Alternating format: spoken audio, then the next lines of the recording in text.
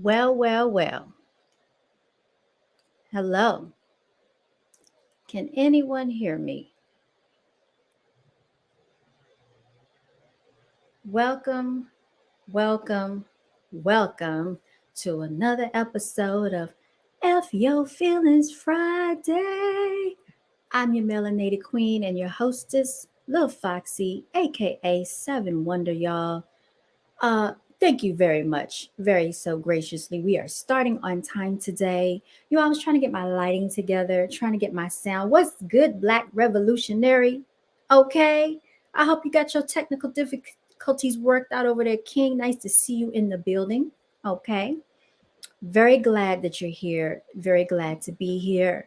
You know, we couldn't start this episode out without bowing our heads and joining hands like we always do, giving a special shout out to the universe. We got to give thanks, y'all. You know how we do. And I don't know what was going on, y'all, but I can't even hear my own self. So hopefully you all can hear me because I don't know. These electronic devices be acting up. So what I'm going to do is feed the ducks for a minute, okay? And then we're going to let a little bit more people come in and we're going to go ahead and give our thanks, y'all. That's what we're going to do. How was everybody's week out there? I hope you had an amazing week. I had a productive week. I was very busy. Needless to say, it's very tiring working the way that I do, but it's all for the good, y'all. Yes, peace, love, black power to you. Thank you so much, King. All right, can y'all hear that? I can't hear anything. I'm gonna have to fix whatever's going on, you all. All right. So let me just play some music while I find out why I cannot hear myself.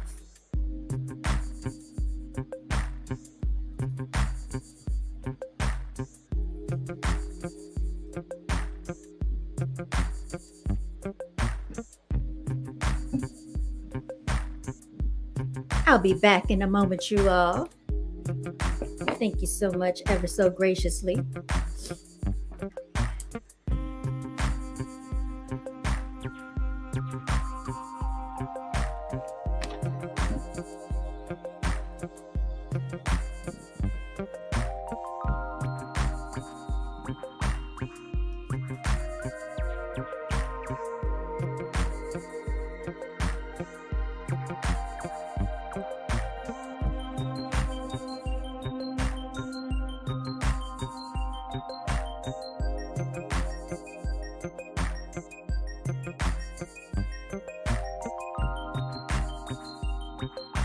All right, y'all, we got it together. Okay? We got it together. All right. So now I guess I have to wear this freaking headphones in my freaking ear because I don't know what happened to the sound, y'all. So I got to wear headphones to hear myself for whatever freaking reason. Okay? But anyway, so if you see me and when I have these headphones in, don't ask me why does she having headphones? Why is she wearing headphones? I'm wearing headphones so I can freaking hear y'all because I cannot hear myself. All right. All right. So with that being said, I hope you have had an immaculate week. We're going to go ahead and give thanks, you all. So we're going to give praise to the universe. We want to thank our ancestors. We want to thank our spiritual warriors.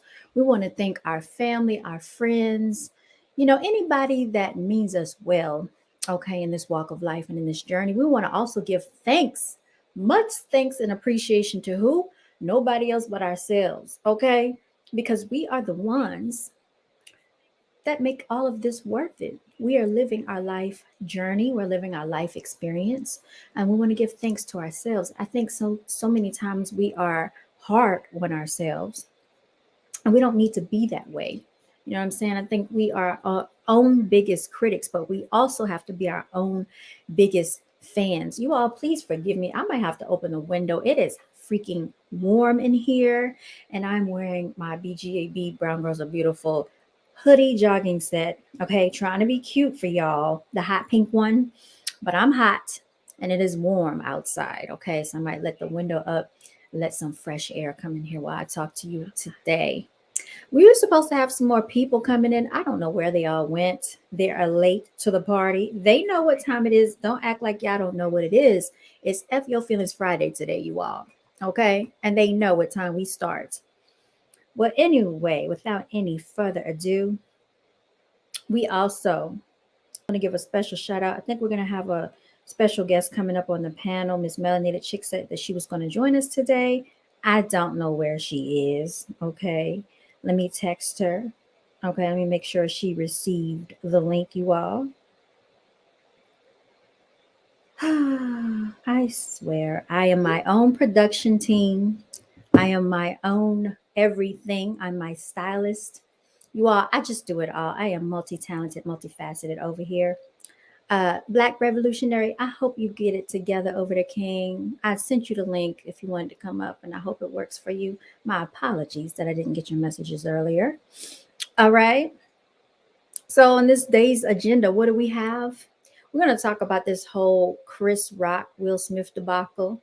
And not so much because I care, because I really don't care about Chris Rock. I really don't care about Will Smith. But why are we examining this, you all? Because it's something more sinister going on than what meets the eye. You know, every time they try to get us attentive to what they have going on, is something going on behind the scenes. And so I think Miss Melanated Chicks wanted to talk about that. It was some research that she did. Send the link. Okay, I will send the link there. I hope you don't have these technical difficulties. You might want to update your equipment. That might be the issue. All right, hold on one second. I will drop the link there. And you are welcome to come up. Let's see. Dun, dun, dun, dun, dun. There you go. All right. Make sure you like, okay, this episode. Make sure you share this episode, okay? Make sure you check out the Cash App. It's BGABClothing, you all day, every day. I forgot to put the dollar sign in front, but it's always dollar sign BGABClothing, okay? If you ever feel gracious enough to donate to the queen here, okay? I put in a lot of work, you all, for what I do. I did drop the link, King, if you wanted to come on up. All right. So I know all of you heard about this whole Oscar debacle, okay?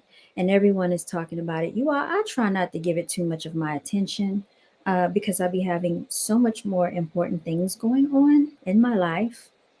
And I just think that it is unnecessary for us to have to pay attention to the nonsense of it all. But I think we also need to pay attention because this also plays a part in politics, unfortunately. You know what I mean?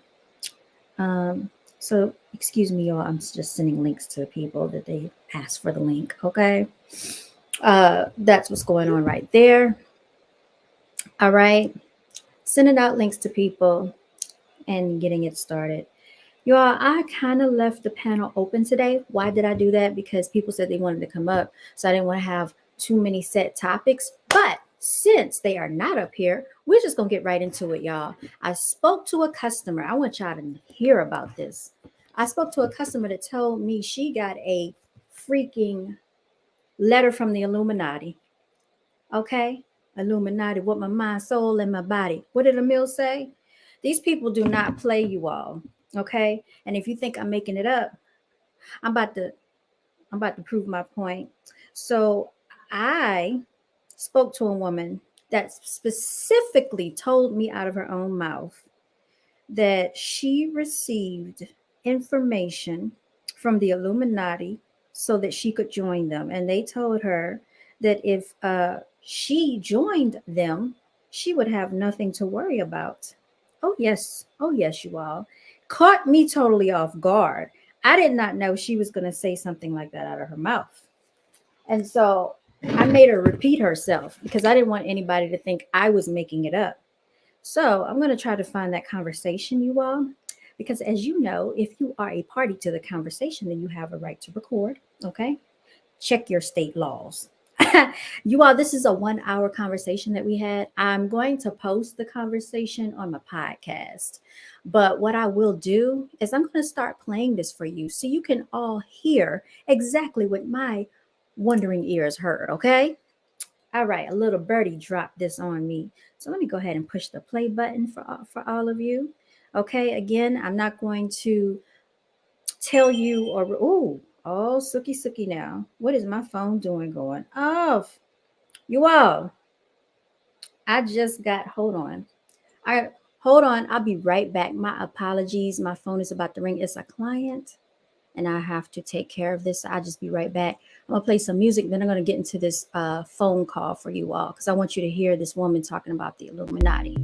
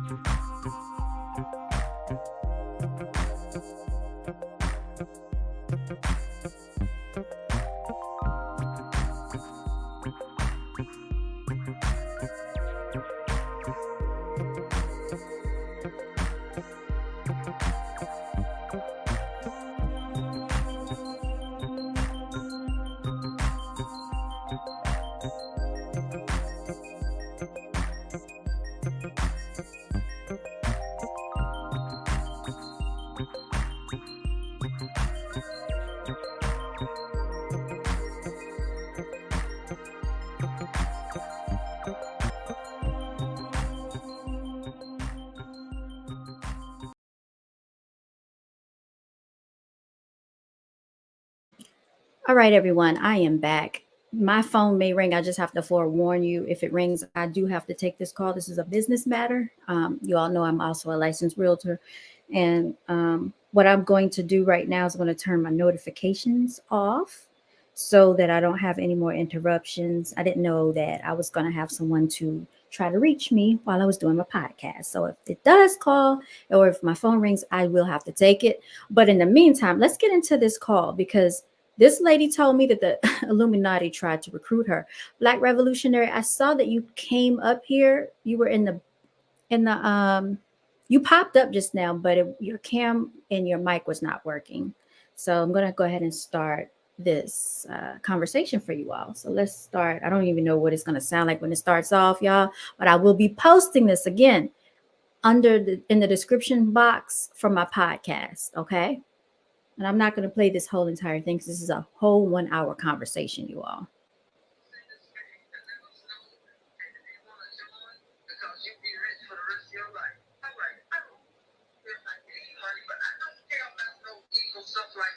All right, let me know if you all can hear this.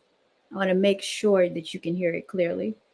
Send us back and let us know that if you want to join, because you'll be rich for the rest of your life. I'm like, I don't care if I need money, but I don't care about no evil stuff like that. You mean to tell me the Rockefellers and the Illuminati sent you a letter to join with them? Yeah, I have the letter. And told you if you join with them, you don't have to worry about anything the rest of your life. I don't have to worry about nothing. Now, I just want to stop it right there because I want you to keep in mind that this lady had no idea that we were going to get into that conversation. I had no idea that she was going to start telling me this stuff. We were talking strictly about houses, you all. Okay. And then she started talking. Okay. I didn't respond back to those people.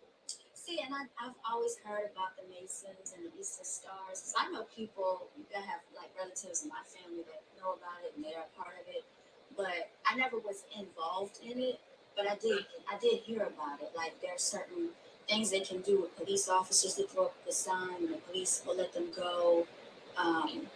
If they have the symbol on the car, they don't really, get stopped and pulled over as much. Don't get stopped, pulled over. My father was running Virginia, and this police pulled him over and took him, followed him back to the place. Mm-hmm.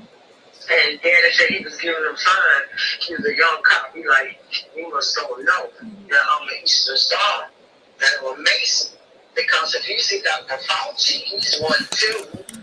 He's one of those Oscar-nominated Jews, which is not a Jew, which we are the real Jews. The Bible is our book anyway. He has his hand in his coat. When you ever see somebody put their right hand in their coat, that's a Masonic sign. And Dr. Fauci does it all the time. I notice what he does. Well, my father, my mother, they raised me. They wasn't real mother. They was like daddy's sister, and the husband raised me.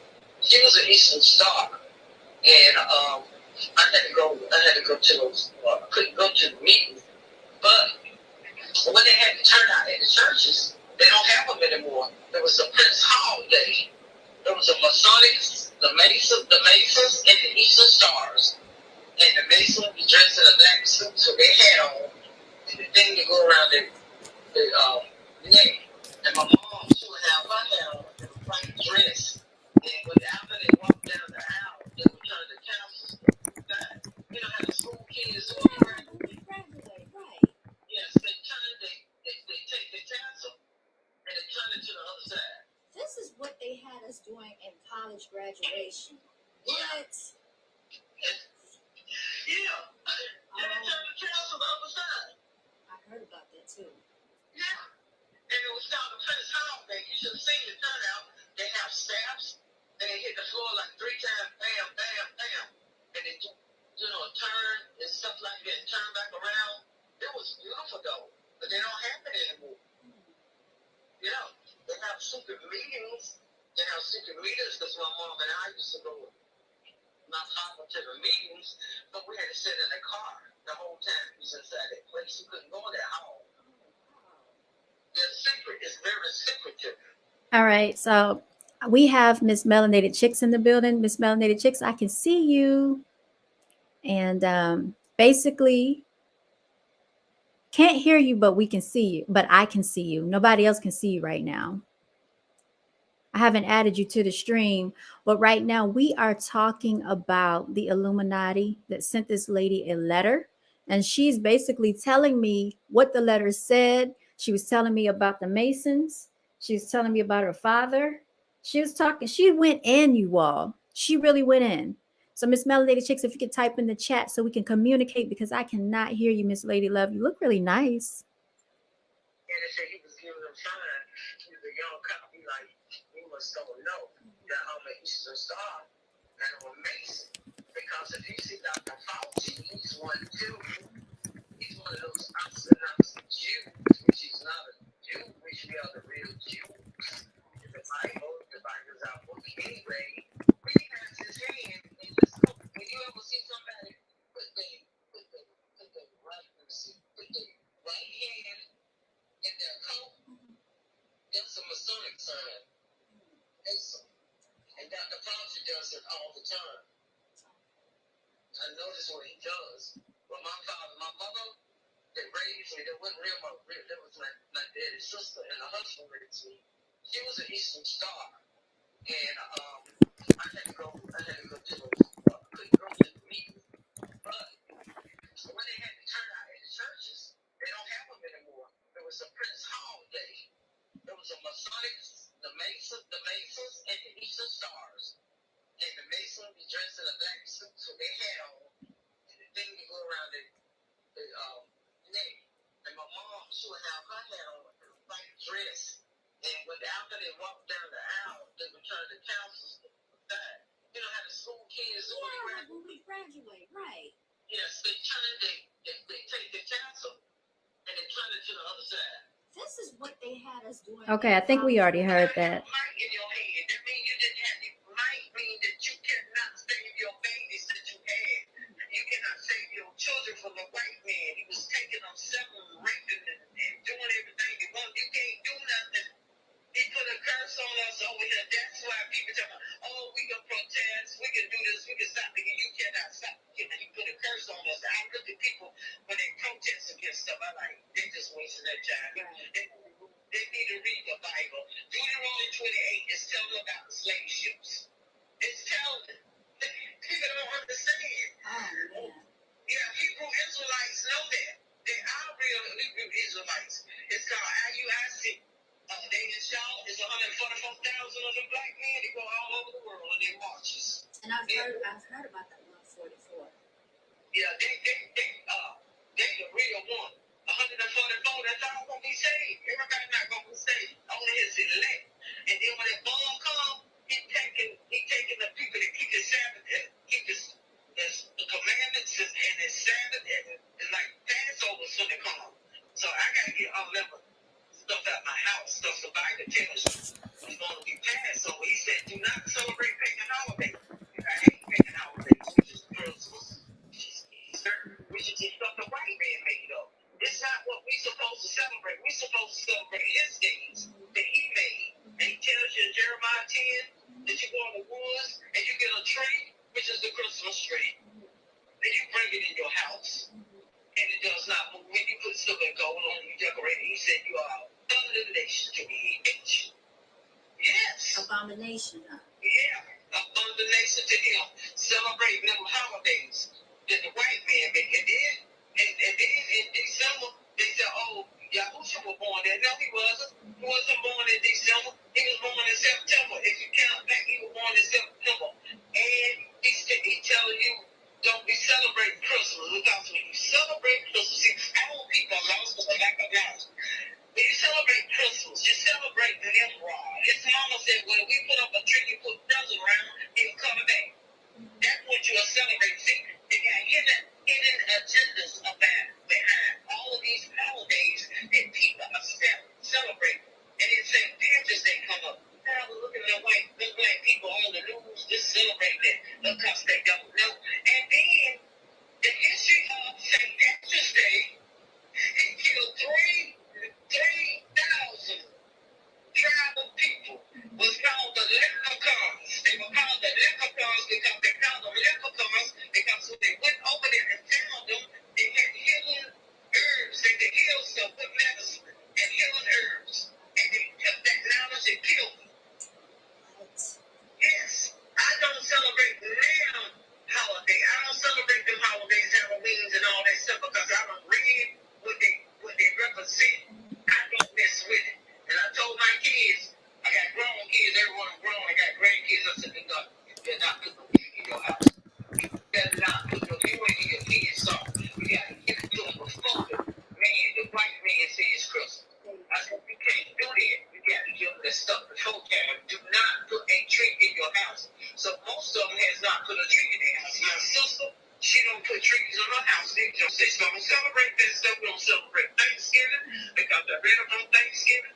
They killed 3,000 Indians that day. Cut the baby heads off, killed them on the woman's breast, and sat down and had a doggone dinner called Thanksgiving. I call it Thanksgiving. Yeah. Thanksgiving and stuff. I don't celebrate that. Yeah. I don't. I'm with you. Like, I've tried to tell people, I say, do you know what you're celebrating when you partake in Thanksgiving? They're celebrating the feast of the slaughtering of our people. Because, you know, a lot of us are indigenous to this land. Like, we're natives, right? So how do we have Western colonists coming over here to kill us off of our own land, keep walking us down the Trail of Tears, pushing us further and further, you know, to the west? And they feast off of that. They feast off of coming over here and taking over our territory, killing us by slaughtering us. How can I partake in that? Do you know the ancestors are probably like, they can't rest because we don't know any better. Yeah. And that's real calling on the ancestors because he tried to put me, the man tried to put me out of the house like 2 years ago because I needed carpet in here. All right. Then she started going into some personal stuff. So I don't really want to put her business out there. I'm going to fast forward a little bit. But the whole conversation, y'all, was bomb. I loved every bit of this conversation. And it was worth it to stay on the phone and talk to this lady. So I'm going to play a little bit more. And then Miss Melanated Chicks is going to come up, you all. Bible was written. There was no J. They inserted that J in there. When King what's his name? Like a King James. Yeah. They said King James was white. He was gay, didn't they? Yeah, I did hear about that. Yeah. King James is a black man. He sat on 3 thrones. He ruled England, Scotland, and France. See, they lie. You see what I'm saying? Everything in the Bible is nice. Okay, if you look at that picture of Putin, look behind it. They got a picture of Putin, right? Look behind it. The 12 disciples is back there with Yahushua, which you think Jesus. It's back in the back of the picture. Then I look at that picture of Putin. Putin don't care. Putin are helping the Africans over there and feeding them and giving them a place to stay. They said Putin is even though Putin knows that there is a Nazi regime is raising up over there in the Ukraine. Uh-oh. And you know they over here. So that's why Putin trying to kill their ass. Excuse me, I can't cuss. But that's why he's trying to kill them. Because he knows they are evil. They're very evil. Putin said the African man make money. He get rich. He leave. He don't spend the money in his country. He'll come to the United States and spend his money. He don't eat his tribal food. He don't eat nothing that he grew up with. But when he died, he go back to Africa. He want to go back to Africa to die. Who does know about black people? They got it all over there. See that man that he's fighting? It's one of them fake Jew people. How they Negro up. Tell him about to join NATO. But NATO was evil. And he joined NATO. And Putin told me to get off there. It's more than me to hide. It's more than me to hide because of this. I think that the school is not true. It's political science. It's not true. They're lying. The rich always lie. Yeah, Putin's trying to help the black people. See, they're lying on that man. Mm-hmm. Joe Biden is a devil, a clone. Yeah. He's the devil. He is the devil. And Hillary, all of them is the devil. The Democrat Party came from the KKK. Mm-hmm. And see, they don't. Every melanated person likes to vote Democrat because they don't know. Yes. This woman was on her stuff, you all. When I tell you, every bit of this conversation was nothing but like food to my brain. I was actually thrown off when she told me her age, you all. But this woman is on top of her stuff. She wrong. Ellen D. Roosevelt. She said, you gonna let him go. Girl, we had big time people trying to get my nephew, my uncle and his friend out. They came to my grandma's house and tried to hang my grandma. What? Home and her friend. They shot the house up. What? She lost everything. She had to move the shop. Oh my. The shop today because of that. Because it comes up October 20th. They locked up her nephew. He was a little boy because he kissed a little white Caucasian girl. Okay. Came to the house. I think the boy was 9 years old or maybe 10. This is what she's telling me. And I skipped a lot of the conversation because I'm going to post it on my podcast and I'm going to share the link in the description box below. So just look out for that. But I'm going to post the whole conversation there. And you all, they are in the history books. Like you can actually pull up the article that she's talking about where her 9-year-old nephew was taken away from the house and they locked him up. And then while they were locked up, they raped the boy. And this is what she's talking about because her family was very upset when they found out what was going on.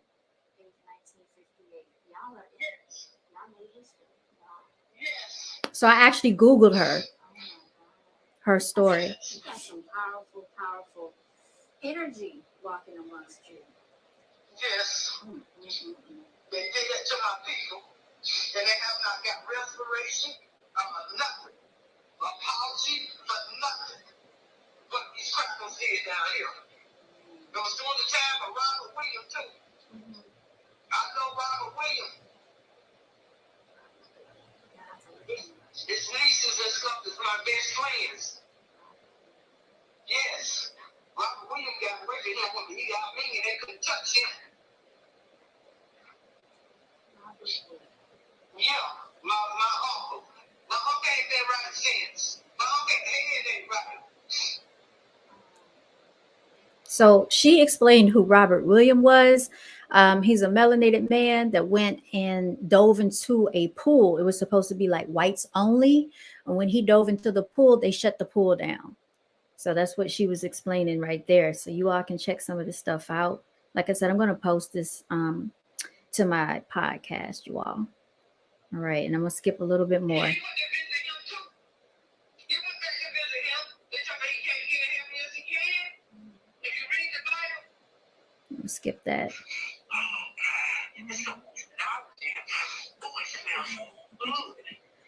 All right, so now she's talking about the fact that she loves to read, you all. So she likes to sniff the books, but you could definitely tell she reads. I be wanting to eat the knowledge to instill it into my soul, my spirit, my body. That's what I like. I love it. And I'm the oldest in my family. Don't nobody rebel against me. That's right. I love it. That's right. They listen to me. I got 7 brothers and 1 sister. Okay. They listen to me. They listen to me. I gotta listen to me. My brother, I have to let you go too. I know you gotta work. But my brother was going to work. I was like, what is wrong with you said don't mix seed in the Bible? He said, we're not supposed to mix our seed. Okay. And seed is pure. We're not supposed to go out on racist, not racist. But when the Bible tells you, he said you are a chosen people. Do not mix your seed with them people of other races. The other races and stuff. Keep your seed, black woman, supposed to have black children. Black man supposed to have a black wife, a black woman. They're not supposed to go out there and mix that seed. He said knowledge will go to and fro. Because we living on the toenails of time. You know what religion is from. You ain't seen that they ain't been no Mars. Master tell a lie. They ain't been to Mars and they ain't been to the moon. The lie, you got photoshops. What they call photo bombs. There's photo bombs you look at. I'm seeing the thing the man tell you about. Look at how they're trying to go up there to the moon. Go up there. He said there was nobody over here. Was nobody over here. The reason why the market is, well, I ain't saying no wrong. Anyway, that's what the white man say. Well, they was, he sent them over here. Y'all sent them over here to this land. This land wasn't had to tell.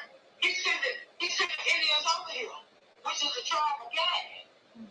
Which you got, you're a tribe of Gad. He sent us over. He sent. Right. All right, you all. I was trying to get to the part where she reveals her age. So if you want to guess her age, please type it out in the chat. I'm gonna see if y'all can guess this woman's age. But she told me she be going to the club and everything. She be going to the club and everything, y'all. This woman told me she is 60 years old. 60 years young, you all. 60 years young. Oh, you're hearing feedback? Okay, I'm not hearing that. So let me see if I can fix it. Thank you for letting me know. Okay, because I don't know what's going on with my listening devices, you all. My apologies.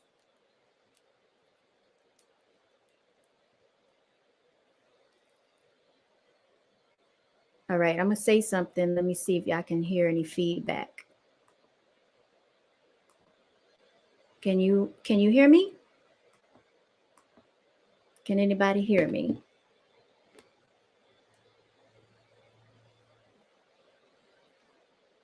You said yes, you are. All right, I'm gonna keep talking. I'm gonna try to listen to myself, see what's going. All right, I'm doing a playback of myself. Is anybody else hearing feedback? I'm talking and it sounds like I can hear myself clearly. So you're welcome, Sciaticus. Sciaticus, are you hearing feedback? Can somebody type in the chat what do they hear? I'm not sure what's going on.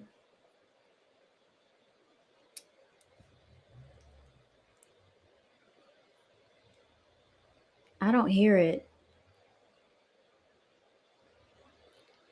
I don't hear any feedback. You said I sound clear, Sciaticus? All right, thank you, Sciaticus. Okay.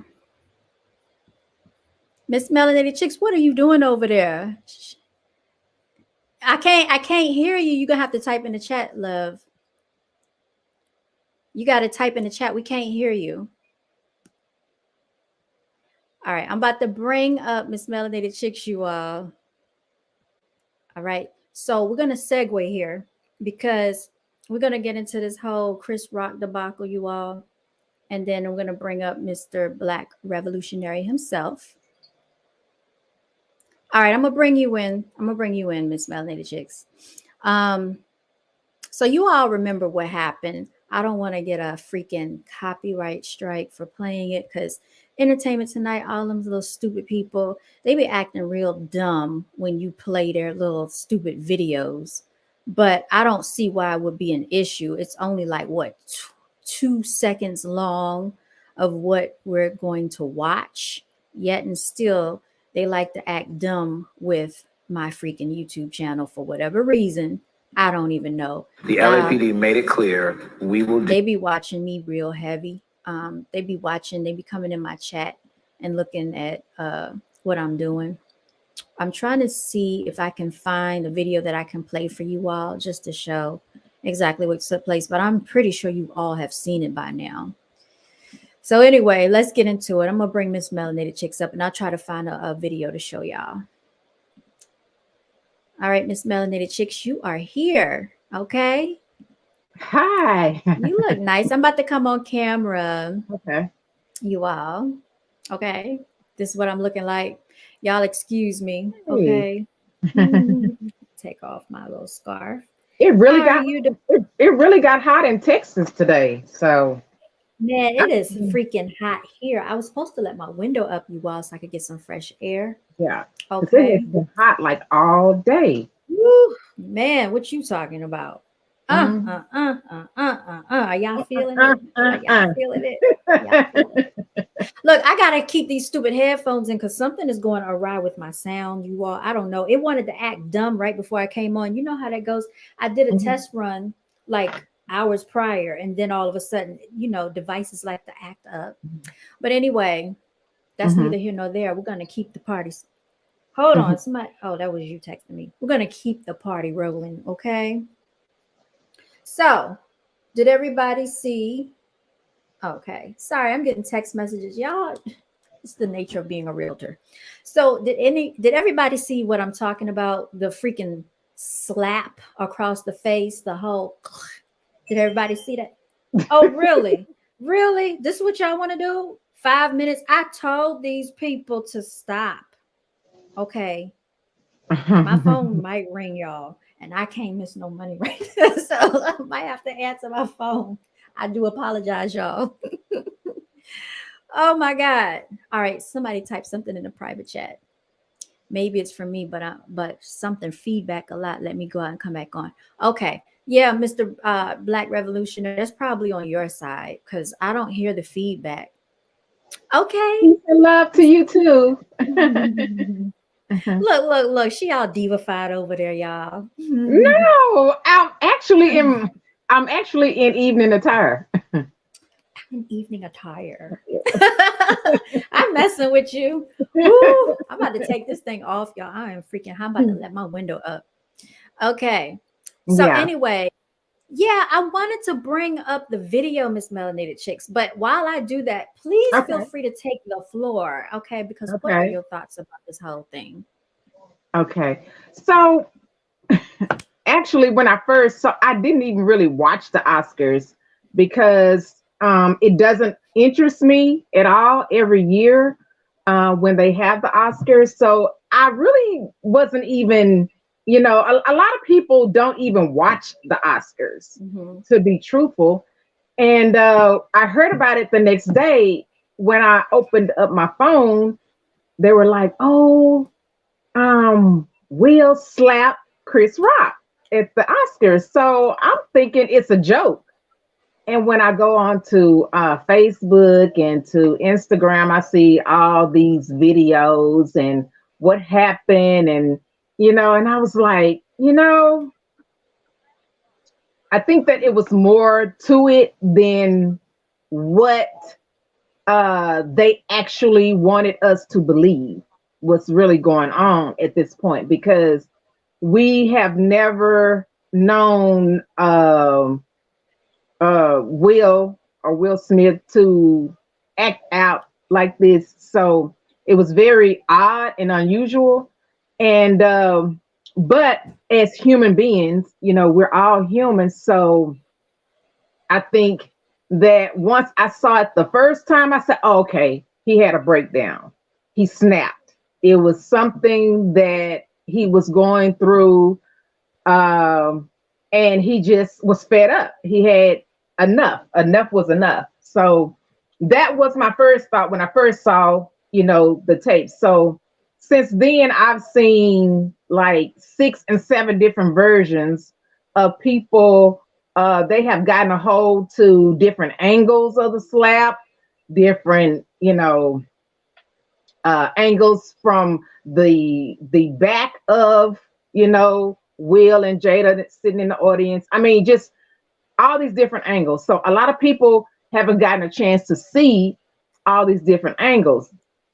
But then I said, okay, if it was about a feud going on between Chris and Will and Jada or whatever, and we all know that Chris Rock is very corny. He has a very corny way of delivering jokes.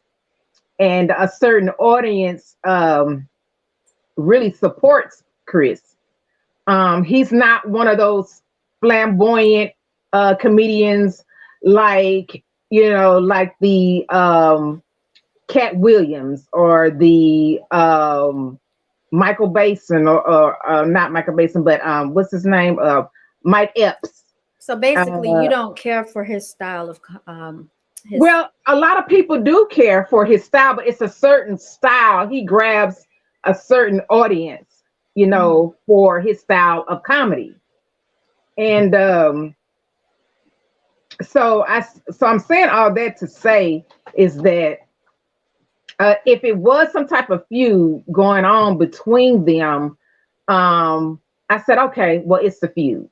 Okay. But then I looked deeper into the situation and I'm like, okay, let me look up the reason why they had the Oscars. What is the main history behind the Oscars? And I started researching and found out that Pfizer, a pharmaceutical company, is one of the companies that that make all these vaccines and all these medications. And we don't say that. We say the injection. The injections. Yeah, there you go. And but they make everything. They make medications. They make all different kind of health medications. Put it like that. Not just injections, but they make a lot of stuff. Mm-hmm. And I read where Pfizer actually was a big fundraiser for the Oscars this year. Okay, And so while you're talking about that, I'm actually going to share the screen so they can Okay. see what you're talking about. But go ahead. Right. So they are actually one of the big sponsors uh, for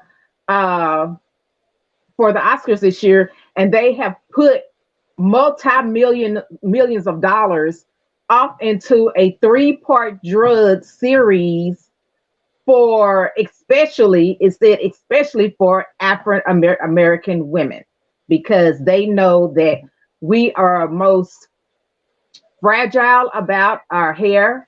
They know that we tend to our hair the most. We glorify our hair. Most of Afro American women, they do go bald earlier.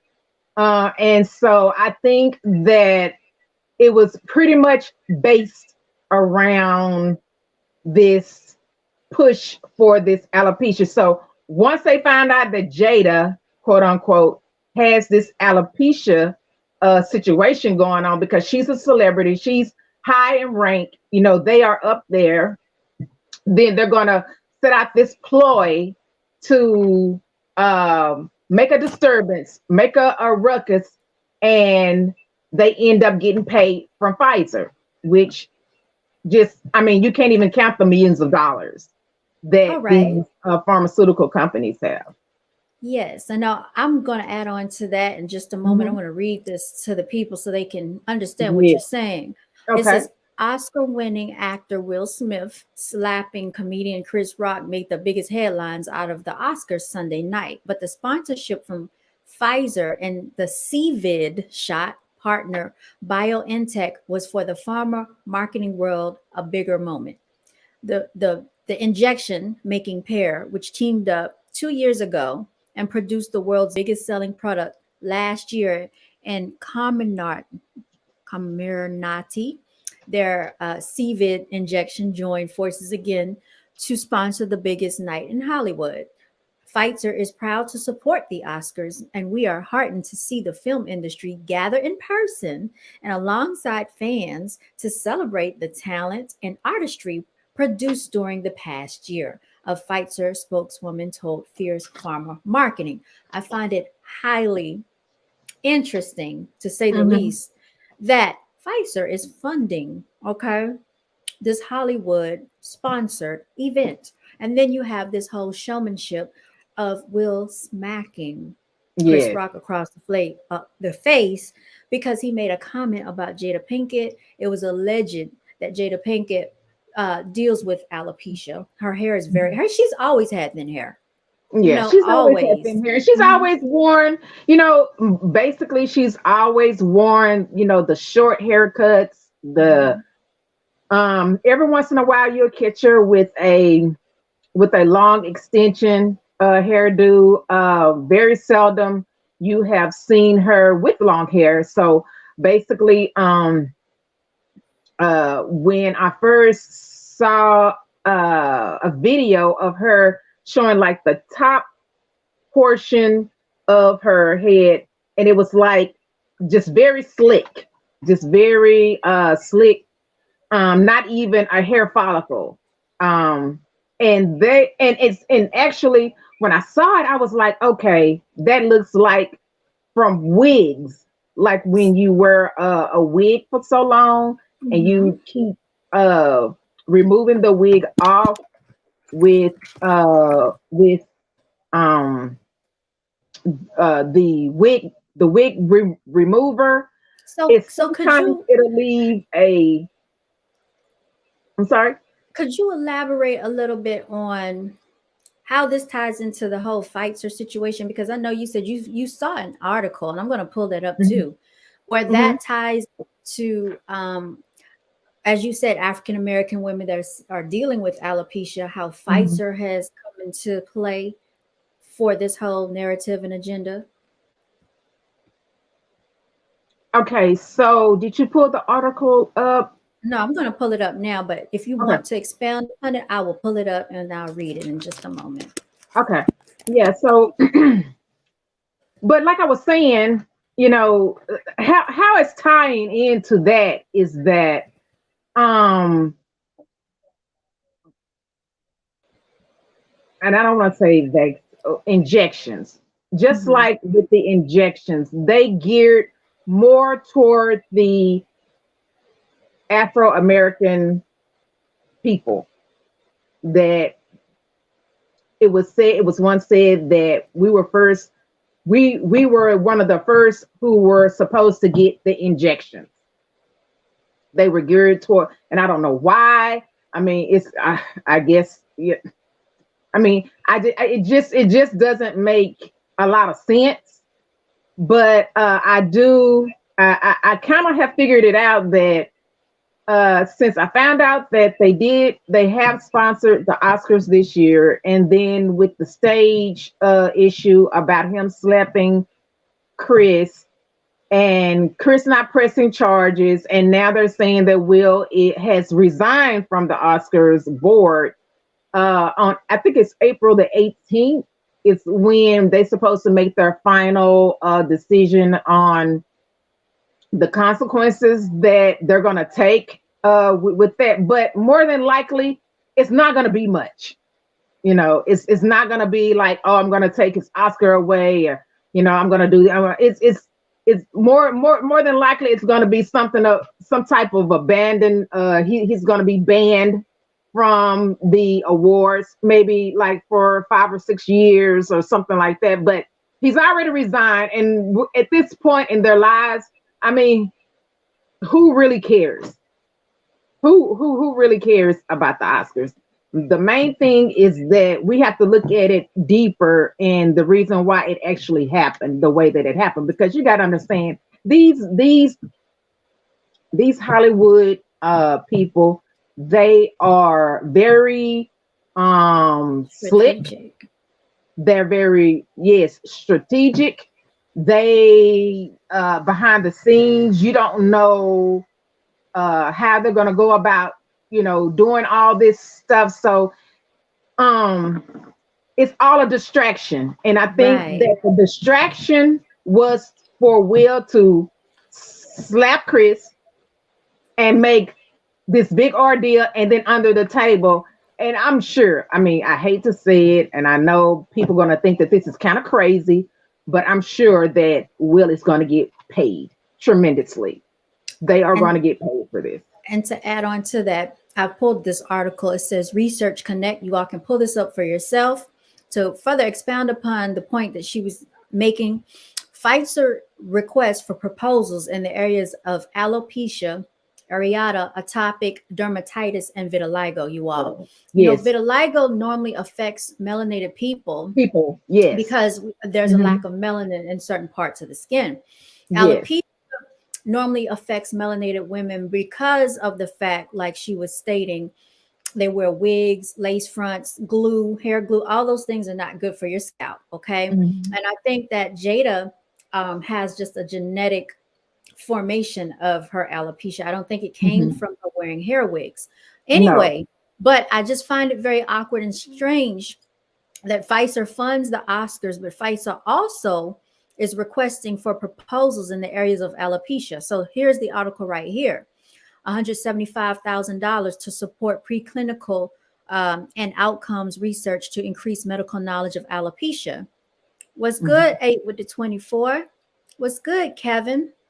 Um, Moving along, it says Pfizer global medical grants support the global healthcare community's independent initiatives. Um, and it's to improve patient outcomes in areas of unmet medical need that are aligned with Pfizer's medical and or scientific strategies. Within the framework of Pfizer's competitive grant program, organizations are invited to submit an application addressing a specific gaps in research, practice, or care as outlined in specific requests for proposals. So the intent of the RFP is to support preclinical, clinical, and outcomes research to increase medical knowledge in alopecia, areata, atopic dermatitis, and or vitiligo. You all, what I'm going to say is this: it is very dangerous to allow people that are not of your ethnic group to practice on you because they Hmm. do not have the same genetic structure or the same genetic makeup, nor do they share the same DNA material as you. It has been scientifically studied. Okay, and you can actually pull this up if they have not already scrubbed the internet. I'm going to stop sharing for a second because this is important. And it's Hmm. not about being racist. It's not about talking about race and trying to be exclusive. It's about the facts and the bare truth. A lot of Yes. our melanated people suffer because they're Hmm. placed on drugs that do not behave properly in their bodies. People are Yes. in agonizing pain. And I spoke to my granny earlier, and it makes me upset that she's in so much pain, okay, at the age that she's in. And she's telling me on the phone, the doctor said they can't do anything for her. Oh, something's going to be done. This is why they have natural herbs. This is why they have remedies within this earth's core to help us. And Hmm. yet, and still, these pharmaceutical drugs are pushed amongst these melanated people. And they want to Yes. tell us we need injections to our scalps to stop alopecia. That's what this is getting at, okay? Pfizer Yes. likes to inject people. They're Hmm. already shooting you up with stuff that we don't even can't even talk about on this channel anymore. And Yes. if you sign up to my Patreon, you're going to see exactly why they don't want you to know the truth. Well, we don't need all this topical stuff that they give us. There Hmm. are ways to help your hair regrow itself. It does not have to be through an injection from Pfizer. They look at us as a people where they can make billions of dollars off of. Like if you really do the research, I've talked about this months ago on the channel. When I really started doing heavy research, do you understand BioNTech? All these people, even in Germany, that are funding these injections, This is a $1 billion Dollar industry. industry. These It people went is. from multimillionaires to billionaires. So yes, Mhm. Miss Melanated Chicks, my apologies. You go ahead Oh and no, that's continue what okay. you But were saying. you're absolutely right. And to piggyback off of that, you know, I've worked in many hospital settings. I've worked in pharmacies. I've worked in home care. And then also, as you know, I've also been a licensed cosmetologist for over 35 years. So I kind of I'm a mixture of things, but what I really want to say to piggyback off that is that I do know for a fact that our own people take the most medications. They give us the most medications for everything. They said that Afro American women or and men suffer with hypertension and high blood pressure. Um, I didn't know what alopecia was. Okay.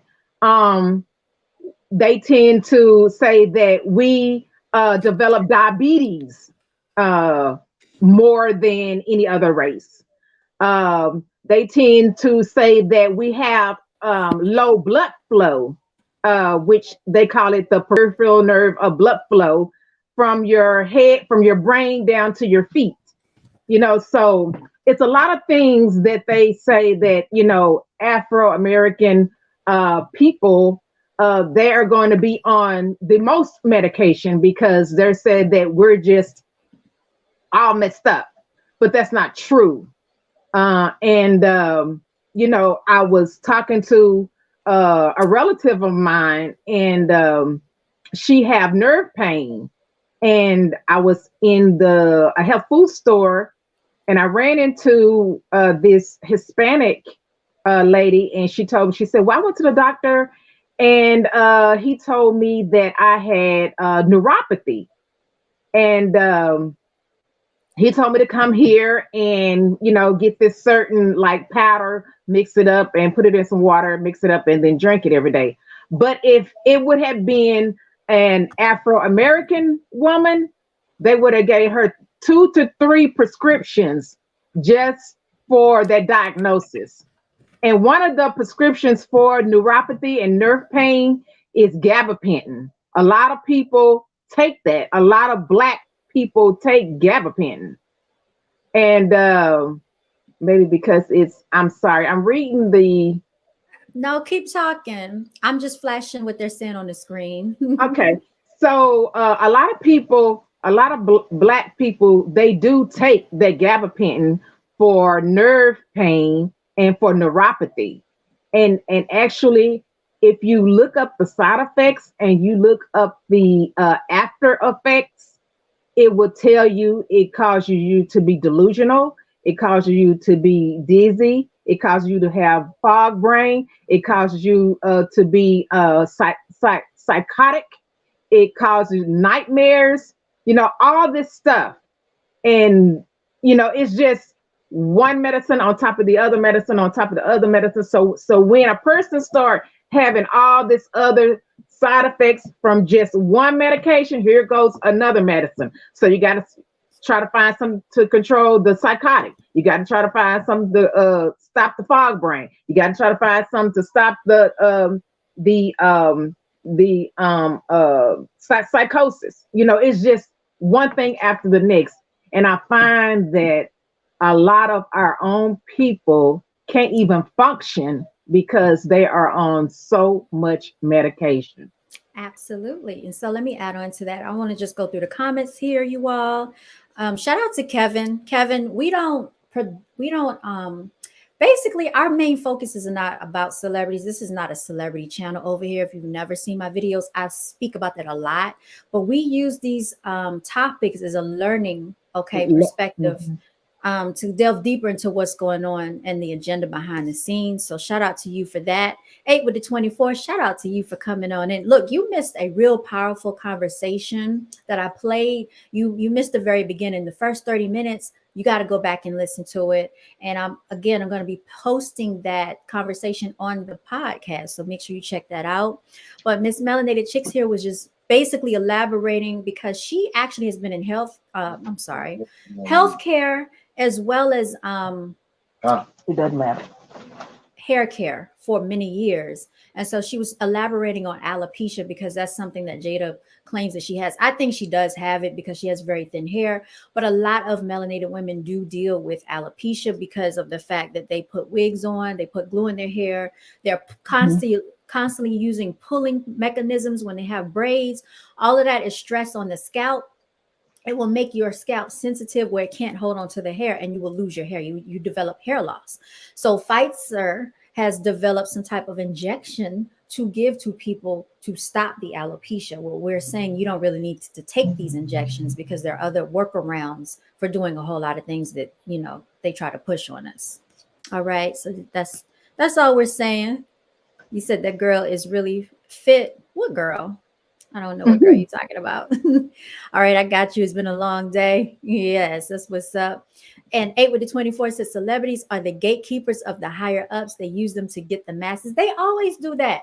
But for Yeah. y'all over here, the CEO club, we know better. Okay. Everybody that I connect with, the energy is there. Y'all already know we go deeper. We already know what's going on. And so, Black Revolutionary, I don't know where you went, but if you wanted to come up here, you could. I dropped the link in the chat. I don't know if you're having technical difficulties or not. I think you really wanted to chime in on some of the stuff that we were talking about earlier. And just to delve into what Melanated Chicks was saying, as far as like these medications and things like that.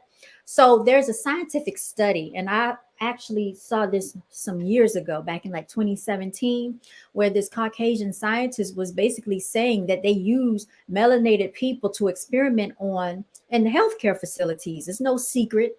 And then not only that, when they make these studies on how the medication is going to impact us, they use an albino mouse or an albino rat or whatever you have. The rodent, the white one with like the pink uh, eyes and Mhm. stuff. That's an albinoid. That's an albino. So this is how a Caucasian would respond to And they that create those too. medicine. You do know Mhm. that So that that the albino strand is created. So the albinoid mouse, Yeah. okay, Black Revolutionary, if you're gonna be there, stay there so I can add you on because he keeps going in and out. But yeah, so this is how they respond to it. So when they prescribe the medicine to us, the melanated people, they don't necessarily use the mice that have melanin. They use the mice that are albinoid. So we're not Mhm. going to respond the same because our DNA makeup is totally different. So this is why when you go to the doctor, then they keep it's like trial and error. If you tell Mhm. them you're having a symptom and they want to keep prescribing you different things because they're experimenting on you, that's all they're doing. And it Mhm. happens a lot. I think he's having an issue with his device, you all, because he's going in and out. You said you're here. 8 with the 24 says your girlfriend doesn't take, so they can't forget it. Her vitiligo too. We don't take any. Okay. Oh, I hate rats too. Like if you go to New York, man, New York is they say that there's full of rats. they're full of rats, y'all. New York is a dirty city. I'm sorry. I Is love it? I've never been. yes. I've We never gotta been to New York. take a trip to New York. I love the melting pot effect, meaning I love the diversity of the culture there because this is where a lot of the immigrants settled, the Italians. And shout out to Black Revolutionary. He's the one that told me about the 5 points of New York. So if you look at Manhattan and Central Park, it's a beautiful area if you go there. But a lot of things took place with the slaves. That's where they did the slave trading. That's why they get the stock market from you all. So I say it again, when you talk about this whole strip club culture, what do you think that was based off of? That's based off of them taking our melanated women and putting them up there to sell them like chattel. Okay. They had no rights, they were seen as property. Mhm. So when you go in the club, okay, watch yourself. Show me what you're working with. When you're Right. doing all that, basically, you are just further perpetuating the agenda and the narrative that you are chattel, you are property, and you're degrading yourself against your ancestors' will. So that lady that I was talking to earlier, shouts out to that queen right there. She did her history. She knows her research. And you just have to have dignity, you all, and class. All right. There's no reason why we as melanated women needs to have this agenda pushed amongst us like we're all the same. We are not all the same, because people that act in that manner do not know who they are. They do not know about the divinity that runs within their veins, you all. Okay, I'm gonna add Black Revolutionary because it looks like he keeps popping in and out. I don't know what's going on. Let me see what y'all talking about in the chat here. Okay, Is he in here? There you go. he's Hi. there. What's good? I'm gonna read these Good. real quick. Unmute yourself if you can. I don't know if you can unmute yourself. Oh, he snapped out. He went back out, y'all. I don't know. Uh, you said you always use the 8 with the 24 said I always use the Vax emoji. My bad. It's all right. Anyway, I'm trying to get with the sense with some ladies. I'll drop y'all my contact info. What do you do, Kevin? What is it that you do? What are you we're trying to understand. 8 with the 24, you laughing? This is a YouTube harmony. I'm gonna add him back. What's good, Black Revolutionary? There you go. You're on here. People. He be coming with that knowledge, y'all. We can't hear you though. We can't hear you. Unmute your microphone. We can't hear you. Yeah, we cannot hear you. Technical difficulties all day. Well, you got your camera working, so whatever you did for your camera, do the same thing for your mic. Okay. He'll figure it out, but we're gonna keep talking. Okay, we're gonna keep the party rolling, get the party started. So, Kevin, tell us what exactly are you talking about? What is it that you do? Because I'm curious to know. I'm curious, y'all. So, you said your girlfriend has vitiligo. Is it? You know, Michael said he had vitiligo. Now I don't know if that was all the way 100% accurate, because I've seen people with vitiligo like in elementary school, and it affects a portion of their body. But Michael claimed that he had vitiligo to the point where he had to put on that medication cream and rubbed it all over himself. What are your thoughts on that, Miss Melanated Chicks? Now you know I like me some Michael, so I do too. So, but I think that he probably developed it through plastic surgery. You know, after all the skin masses and the transfers and the the plastic surgery with the nose and chin and cheeks and all that. So I think we can't hear you. Well, 8 with 24 said the older you get, the more you get of the vitiligo. I didn't know that. I did not know that. I'm not sure. I don't know. I'm not sure. Know. Everybody celebrate your melanin. You know what I'm saying? Celebrate your copper, your golden, your all. You know, over here we celebrate our bronze beauties, our caramel cuties, and our golden glowers, y'all. We celebrate them all. So, I don't know, but like the skin bleaching, that's a real thing that takes place even in Jamaica. Yes, and oh my God, it's very popular in Jamaica. I learned this in beauty school, where Jamaicans, they and even in parts of Africa, you know, some parts of Ghana and other parts of Africa, where the African women, they always wanted to have like a lighter skin.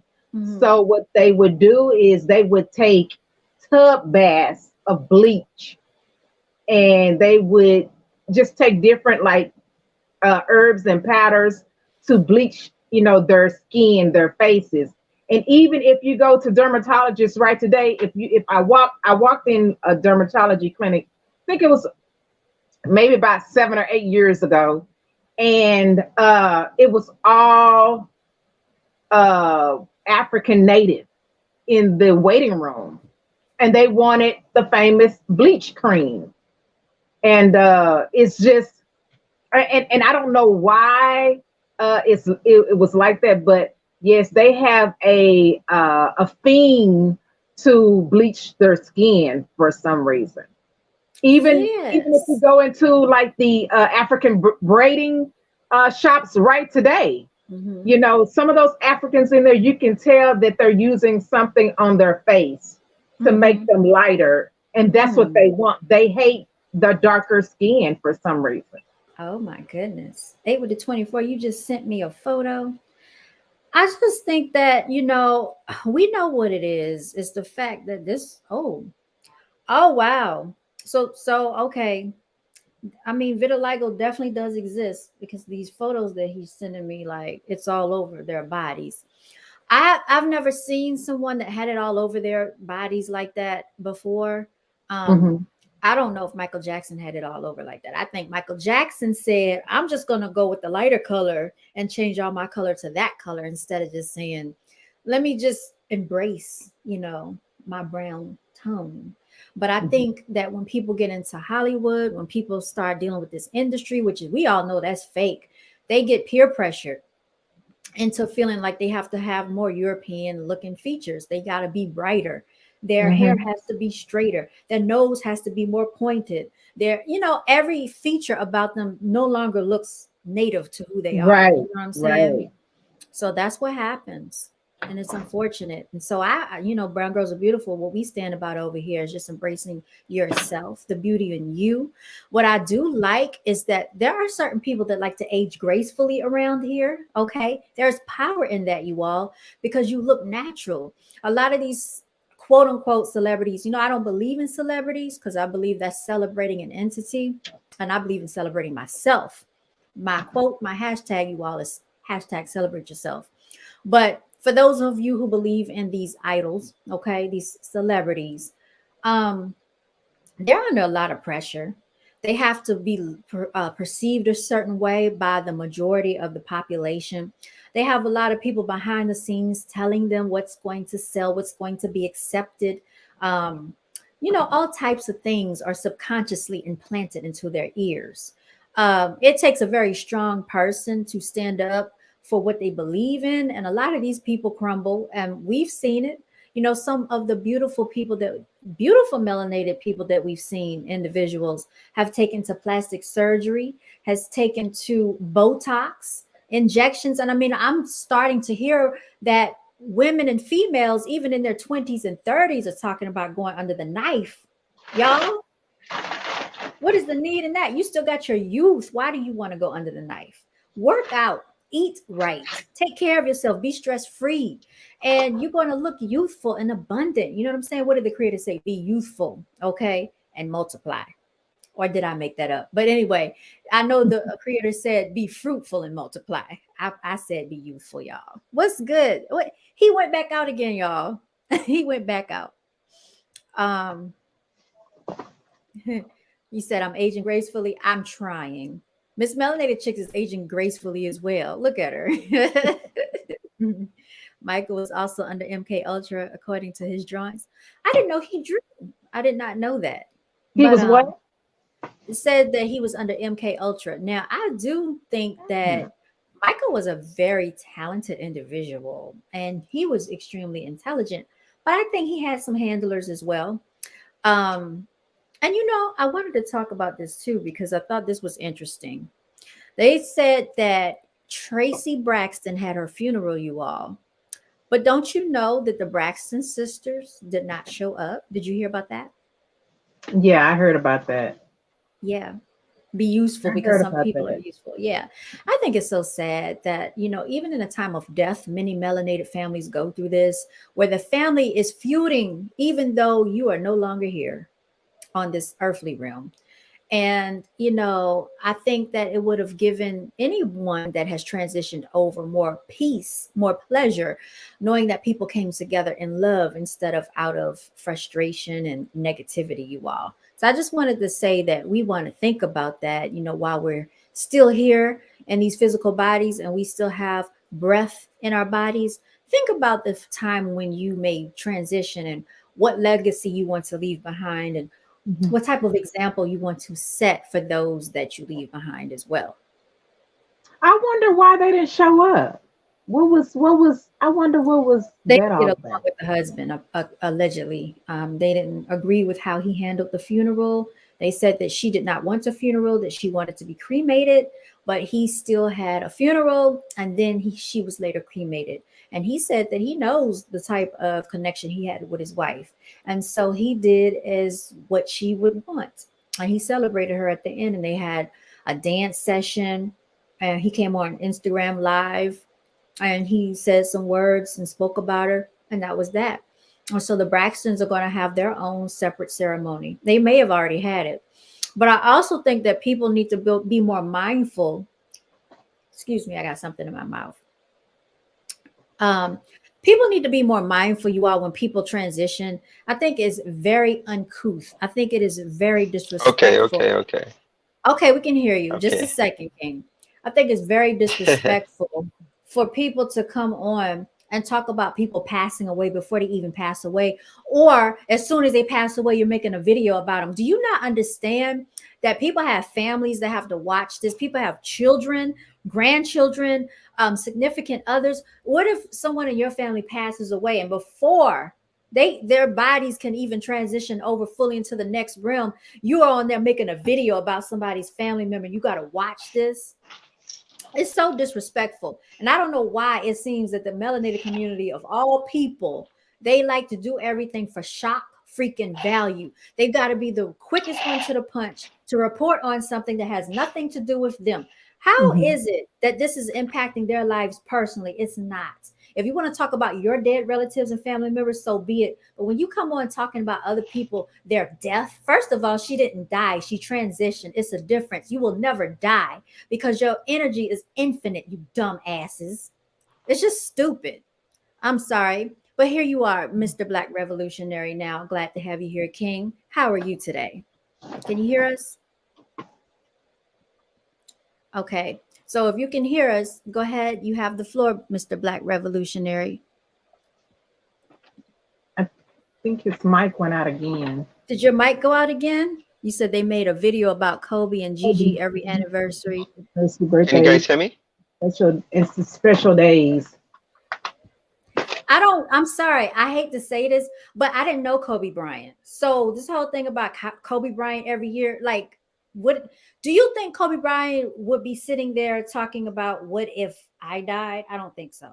So it's nothing against him, you all, but people really got to stop with this idol worship. They saying it's fake and it's annoying. I mean, we don't even know what's real and what's fake anymore in this world, to be honest. We don't, because there are some people that do believe it's fake. It is. It's just that way. But Black Revolutionary, can you hear us, King? Yes, I could hear you guys. All right. Can you hear All me? right. Yes, we can. I had to go on my phone because I was trying to log in from my computer, but for some reason it just won't allow me to um for the microphone for some reason. So I had to try my phone. My phone is kind of glitching, so that's the reason why I wanted to go on the computer, right? So, but for some All reason right. I just can't get through on the computer. I don't know why.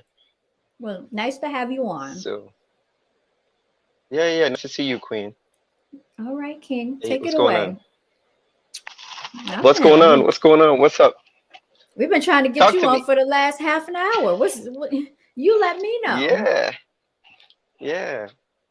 Oh man, where do I start? I mean, with the whole world thing, like, like I post something on Instagram, and it's not about like Chris Rock or him, whatever. I mean, I just use that opportunity just to bring light on the respect and honor of black women, and the disrespect that it stems from white supremacy. And of course, we have our own people who look like us who extended that disrespect to us well.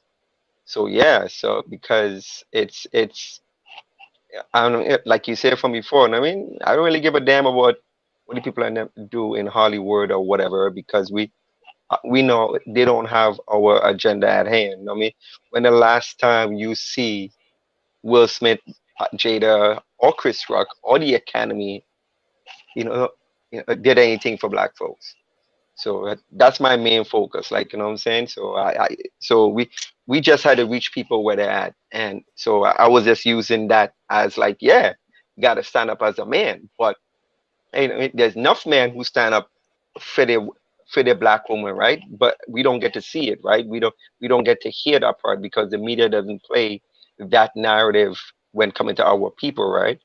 at So all. I was just using that opportunity, just to think. But hey, if Will really had to slap someone, why didn't he slap the guy who Jada had the entanglement with? He should have get Oh, slapped first. August Alsina? Yeah, yeah. He should have get slapped first. I mean, dude all up in his house and shit like that. So I mean, you use that big platform to to act out and be like that. You know what I mean? And the man get an award for not for not being a slave, for not being crooked, for not being a drug playing a drug head or a crackhead, whatever. You get an award for playing a good role, and this is how you're gonna remember for it. You know what I mean? Like it's crazy. So it's like you got to keep your emotions in check, man. Uh, but like I say, and it's not about them, right? So we have to kind of focus on the big picture. And I use that moment and I capture that moment on a meme to show that hey, we have to stick up for black women no matter what, and white or black. Like, you know what I mean, I said it in my post. I'm saying, hey, you know, what I mean, I will defend black women by any means necessary. So, and you will see enough black men too as well do the same thing. So that's what's up. So I want to hear if you could expound a little bit more upon the fact that you feel that melanated women should be defended. Okay, because I do believe that, as well as I believe that there are some behaviors that should not be defended. But I want to hear more about this because we don't hear that narrative pushed so heavily in the media. We're always hearing that melanated females are loud, they're ghetto. Um, they are just everything is negative. Everything that So, they paint about us is negative. So, could you so give let your me ask you a perspective? question. Yeah, I want So to let me hear ask you a this. question. Who control and runs the media? It ain't us. So we Hmm. know that perspective and narrative. I mean, it's coming from white folks. We know that. So that's an easy one for me. But that is like perpetuate, and once they have a medium like that to have information like that go out, and the sad thing about it, they will even have Negroes, sellout Negroes, be the talking points. So it doesn't come off racist. It doesn't come off in a certain way because I mean, like if white people say, then it's like it's an outrage, right? But if a black person said, okay, well, it must be true. So we know that's hey, listen, you know, we got to be clear on certain things. Not every black woman is a queen, and not every black woman. I mean, it's a B, right? We know that, so we have to be clear on who is who. So when I'm talking about defending queen, right? I mean, yeah, I ain't talking about defending no herd rat. So I want to be clear, right? You know what I mean? Not all black women need to be defended because some of them they just they just cause confusion, right? They just cause a lot of things and in a black woman lives, in a black man lives, whatever. So we have to understand. So when I'm speaking on that, I am speaking to queens who that apply to, who cry themselves in a certain way, who honor themselves, who respect themselves, right? Now, and I Yes. don't want to see Jada, and I don't see Jada as no queen, whatever. And I mean, she's not. She have all kind of men and stuff all up on her. But Mm. like I say, I was just using that moment just to make a point, Chris, because you notice in my post, I never even mentioned their name once, because it's not about them. Mm-hmm. So we have to be very clear. But of course, yeah, the media are going to take every opportunity to try to have this narrative because they have been doing this since time immemorial. So we Mm-hmm. know that. Mm-hmm. So what? So whatever they say, we have to filter that out. We have to eat the fish and spit the bones out. So we have to understand we can't take that narrative. But I hear because the more we hear it and we don't have another counter narrative, it becomes true, in your psyche. Mm-hmm. So we have to stay on course. And I mean, I remember that we can't buy into that narrative. I wanted to ask you, did you have a chance to hear the conversation that I had earlier on the phone that I played? I think you did. I think you were in the chat during that time. A lot of the topics that that lady was hitting on. Did you get to hear any of that? I heard like bits and pieces because I mean I was trying Hmm. to work on the camera here or whatever. So I didn't really hear to say, Okay. hear Let me much where I play could say. it. I could speak Let on. me play it again, okay? Because that was a very Sure. crucial conversation for those of you that missed out on it. It was definitely a treat to talk to this lady. So, okay, now I'm going to play it again. She's talking about the Illuminati. This is how the conversation started off, and I couldn't really believe my ears. So I had her to repeat herself, and I had to record it. And I am a party to the conversation, so I have a right to record myself, you all. And let us know that if you want to join, because you be rich for the rest of your life. I'm like, I don't care. I need money, but I don't care about no evil stuff like that. You mean to tell me the Rockefellers and the Illuminati sent you a letter to join with them Yeah, I have the letter. and told you if you join with them, you don't have to worry about anything the rest of your life? I don't have to worry about nothing. I could be a trillionaire, billionaire, whatever the hell. I could be one of them. They wanted me to join with them. They sent me this letter.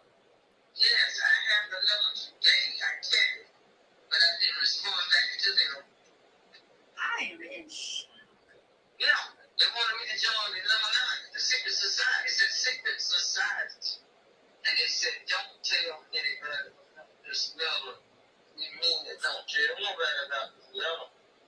So this stuff is really true. I've always seen. So, yeah, the more and more that they try to push the narrative that this doesn't exist, a lot of the people that you see on your TV screen, this is why we don't give these people the power that they think they have, because really it's more of us than it is of them, and they are just in powerful positions, okay, that rule over our lives.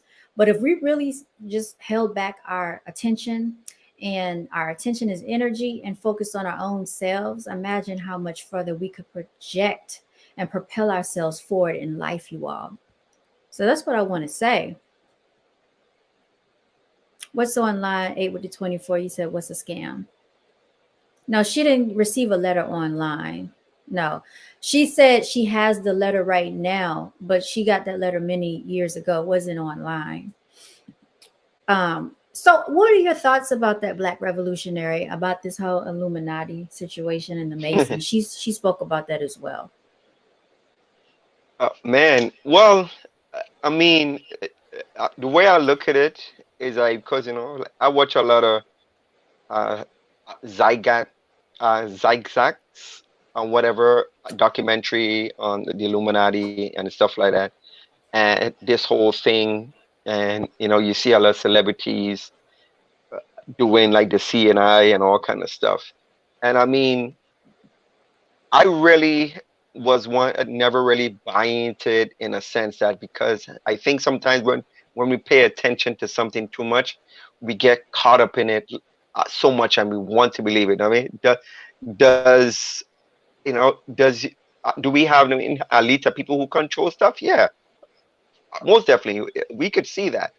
And how much of it is really out there that is true? Like once we see on the we we we see on the internet and all kind of stuff because sometimes people make some crazy videos and they exaggerate whatever. So for me is like I look at certain things and I kind of take whatever I want to take that makes sense and I kind of leave the rest. Like, you know what I'm saying?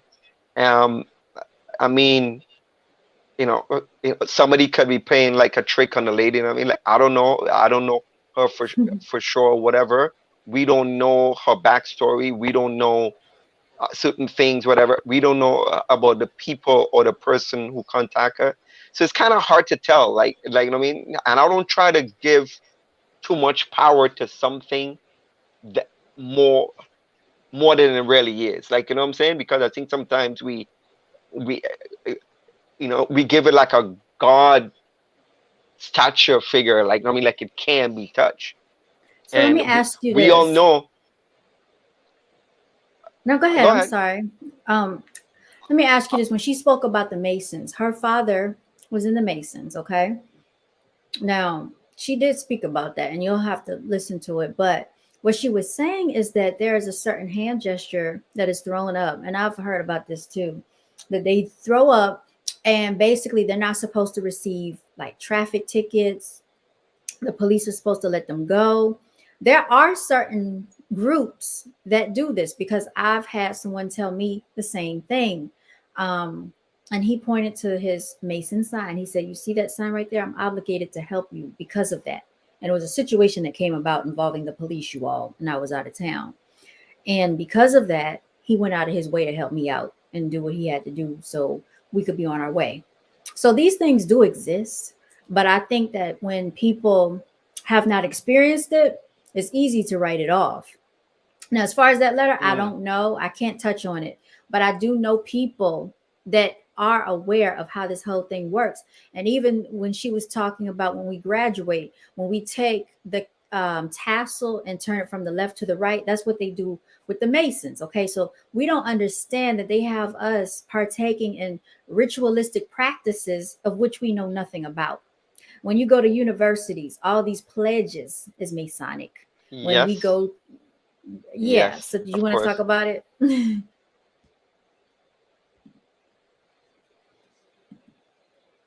Did you want to speak on it? Yeah. So a lot of things that we partake in, we're not even aware, but we're giving it energy and we're giving it power and we're feeding it. You know what I'm saying? So this is why it's important to orchestrate our own agenda, our own narrative, what we want to see for ourselves instead of always following behind somebody else's. Because we have to understand this whole thing was created by who? The people that came over here and colonized this land and took it over. Oh, I think he's I think he's faded out, you all. He's gonna try to, I guess, come back on.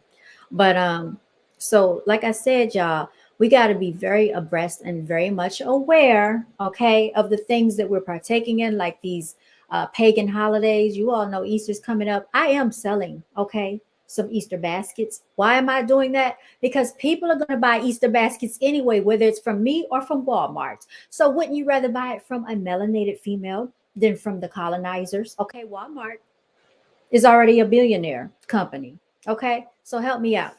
You all, I'm just gonna let you see what I have on. It's a melanated shirt right here. Okay, it says melanated queen. These are my tank tops. I sell these in the spring and the summer. Okay, so if you like one of these, hit me up.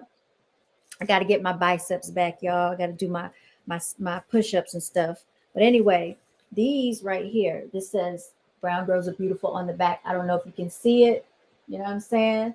This was actually designed by yours truly. You see how the ink sparkles, y'all? I just love the effect that I did for myself on that one. But I'm gonna put this back on, y'all.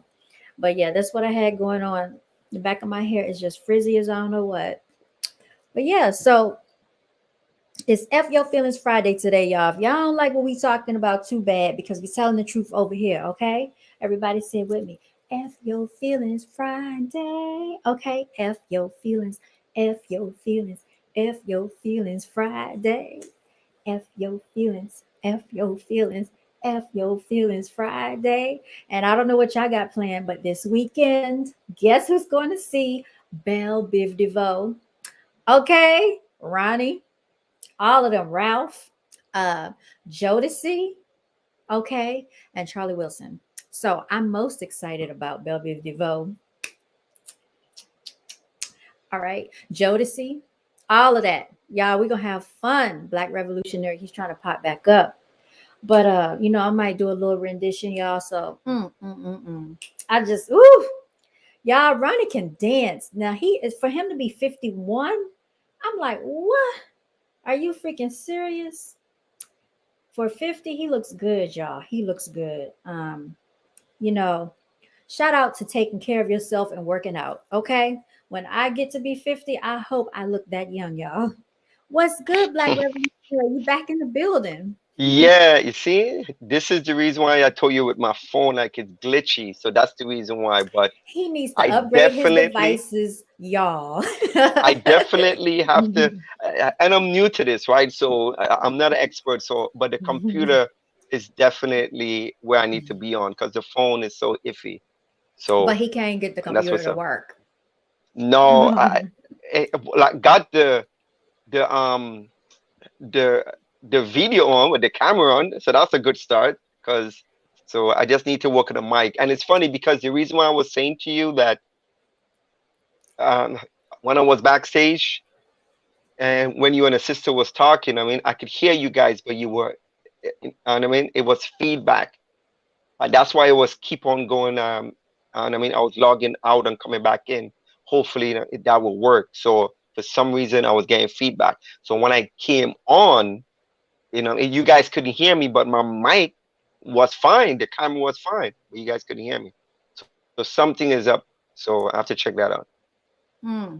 See, that Illuminati probably messing Yes. with your devices. Yeah. Yeah, my computer. Actually, well, it's funny because you mentioned the Masons and Freemasonry. Freemasonry actually came from ancient Kemet because when you Hmm. look at Djibouti or Hmm. Djibouti, Djibouti, yes. whatever, Hmm. you will see him have one of those. It almost look like a scarf, like a skirt, whatever, with a symbol and stuff in it. And remember, when you look at the scarf they have, the the scarf they have, and it looks like this, whatever. That is the free the the European actually got that from them. So when you look at the symbols and everything, you will see how everything is plagiarized and it Hmm. the copy from ancient Kemet, whatever. But Freemasonry was definitely that's where they got it from.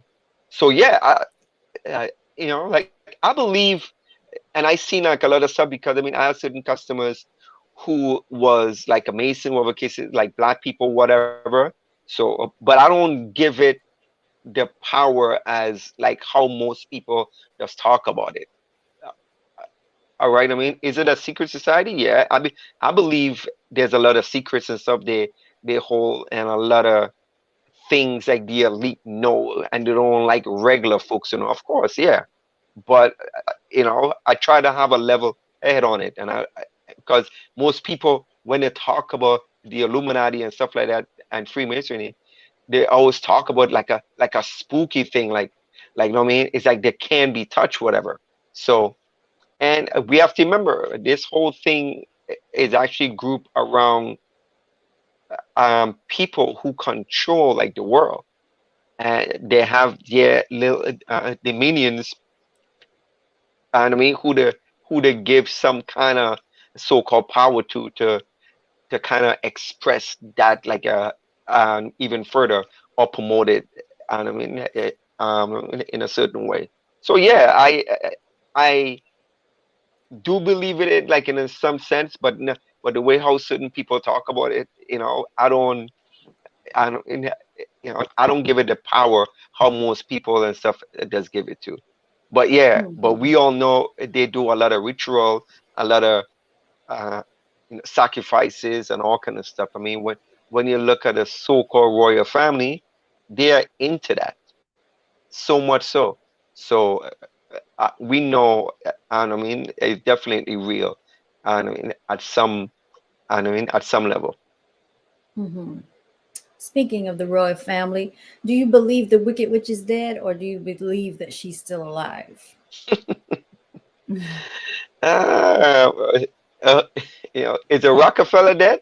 That, someone who have been having heart transplant, like how many times he Yes. had a heart transplant, Mm-hmm. whatever. Mm-hmm. So it's like I really like, you know what I mean? Like, who cares? Uh, Right? These are criminals, man. These are crooks. I mean, these are thieves. Like, so for me, it's like who cares? Like, yeah, that's where I look at it. I mean, nothing royal about them.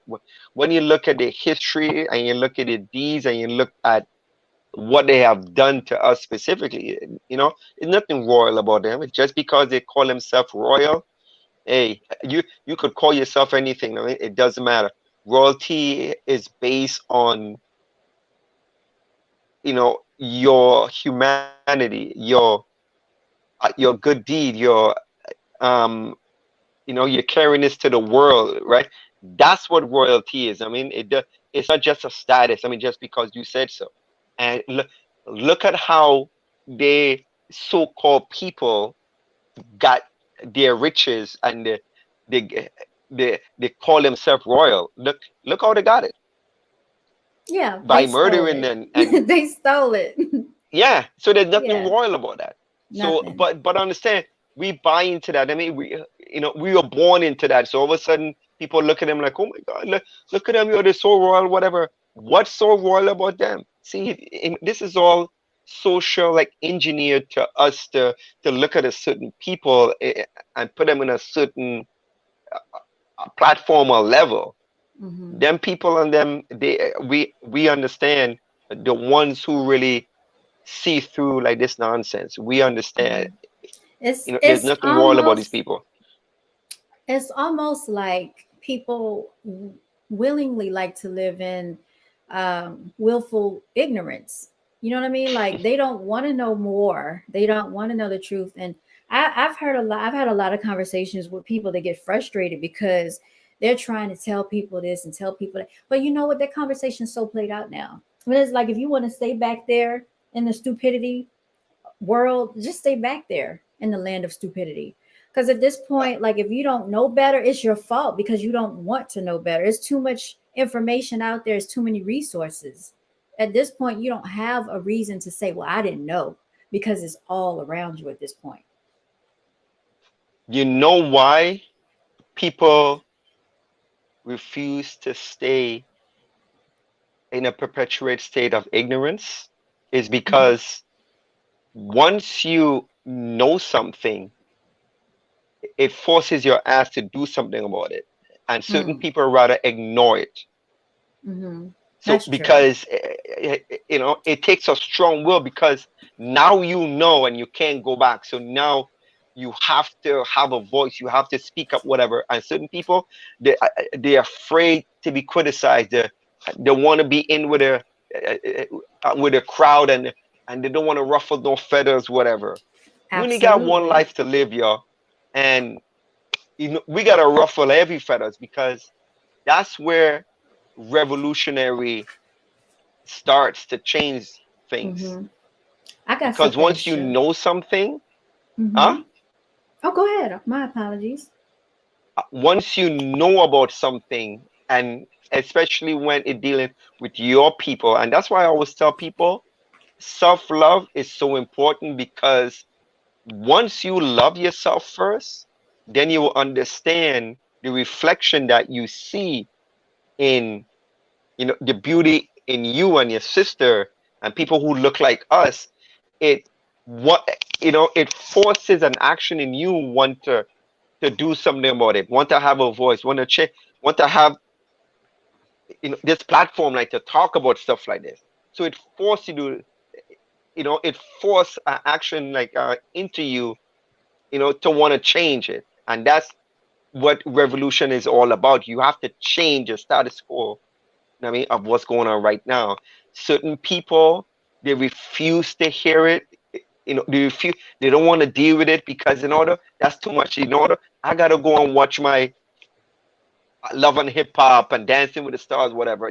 That's easy for them, right? But it's harder for Right. you to stay, because once you start speaking truth to power, right? You start to have feedback coming. People gonna chastise you, and people gonna say stuff about you. So and certain people don't want to be judges. They just want to just play along and just get along. And so So people because want to go that's the ahead. reason why. No, no, go ahead, go ahead. Basically, people want to be entertained into the land of oblivion, is what you're saying. They don't want to do anything about their situation. They just rather be entertained in their misery. Does that make sense? So, like, you remember Yeah, they said this happened during was it the civil rights, during that era when James Brown was out? They knew that black people or melanated people would stop the fight for their rights because all they had to do was come up with some really good music and they would just party to it, right? And you remember during that time, that's when all of the classics came out. The legends were out. That was the Motown era. And do you remember, was anybody really fighting for any rights after that era? I don't think so. I don't think so. yeah. What I think is, I think, well, you have to compare to how certain groups like the Deacon of Defense, who was, they came before the Black Panthers. I mean, the Black Panther Party actually started, and they copy like a lot of the tragedy, whatever, because they used to cry guns and they were armed and they know the and I mean, the Constitution and stuff.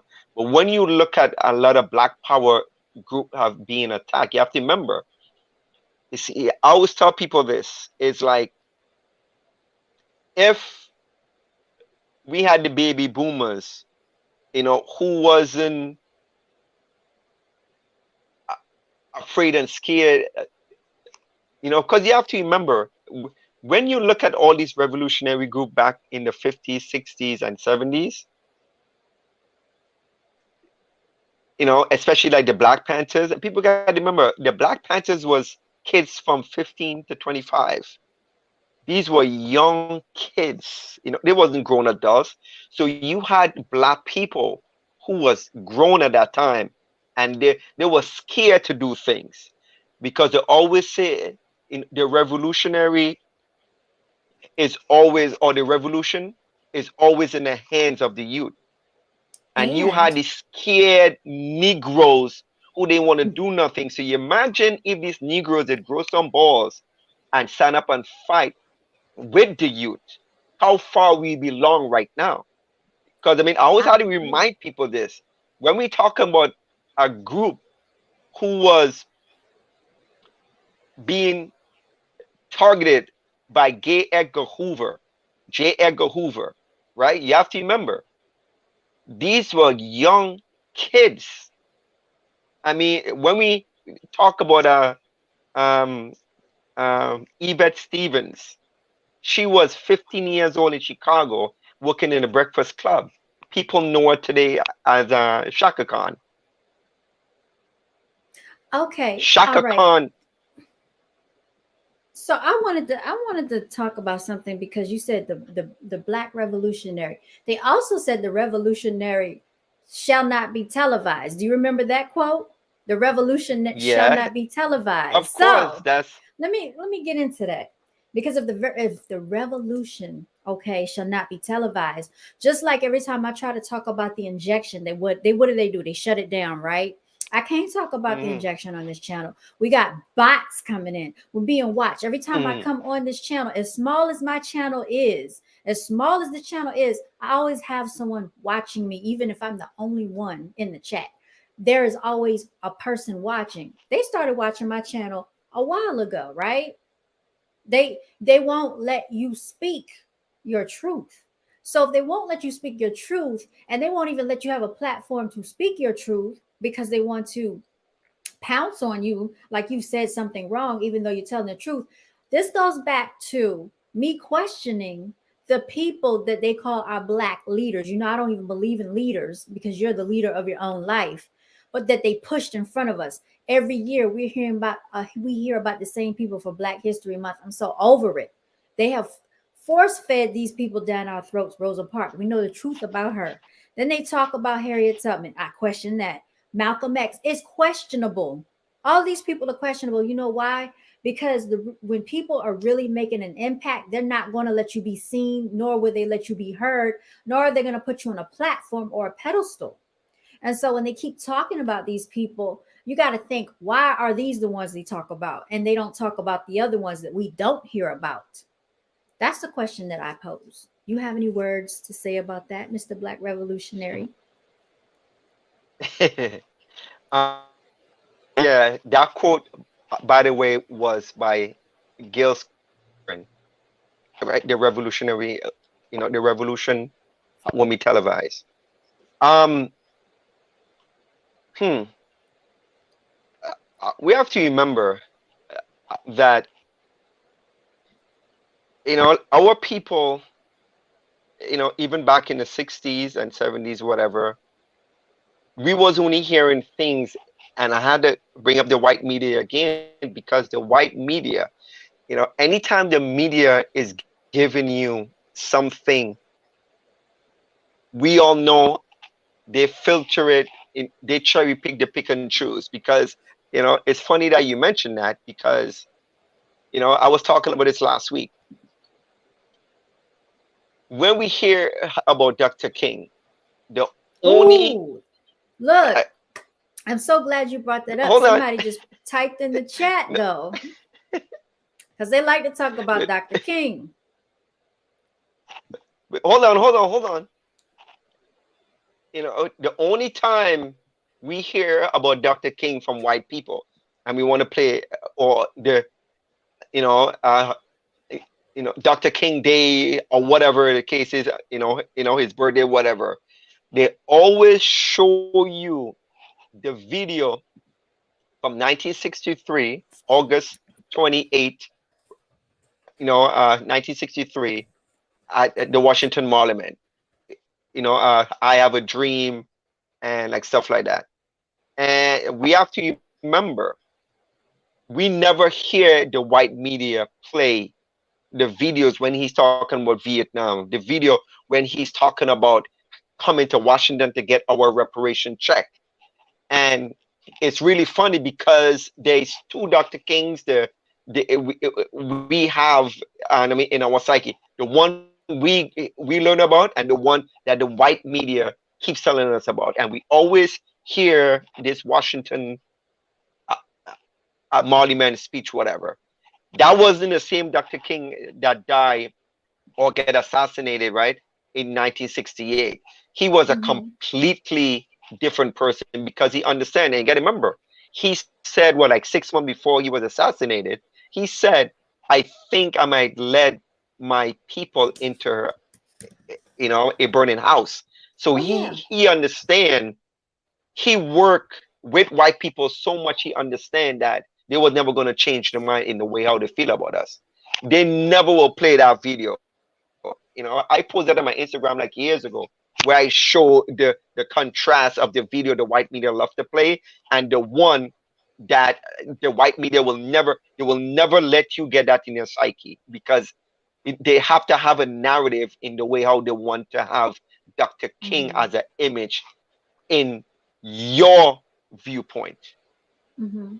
Now, let me go from there, okay? Because 824, 8 with the 24 said, he was part of the CIA.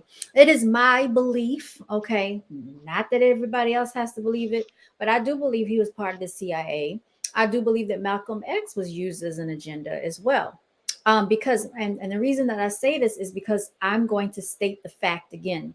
If you had the power to really make change within the melanated community, and they control all the platforms like they do now, what is the number one weapon that they said that they use? Propaganda.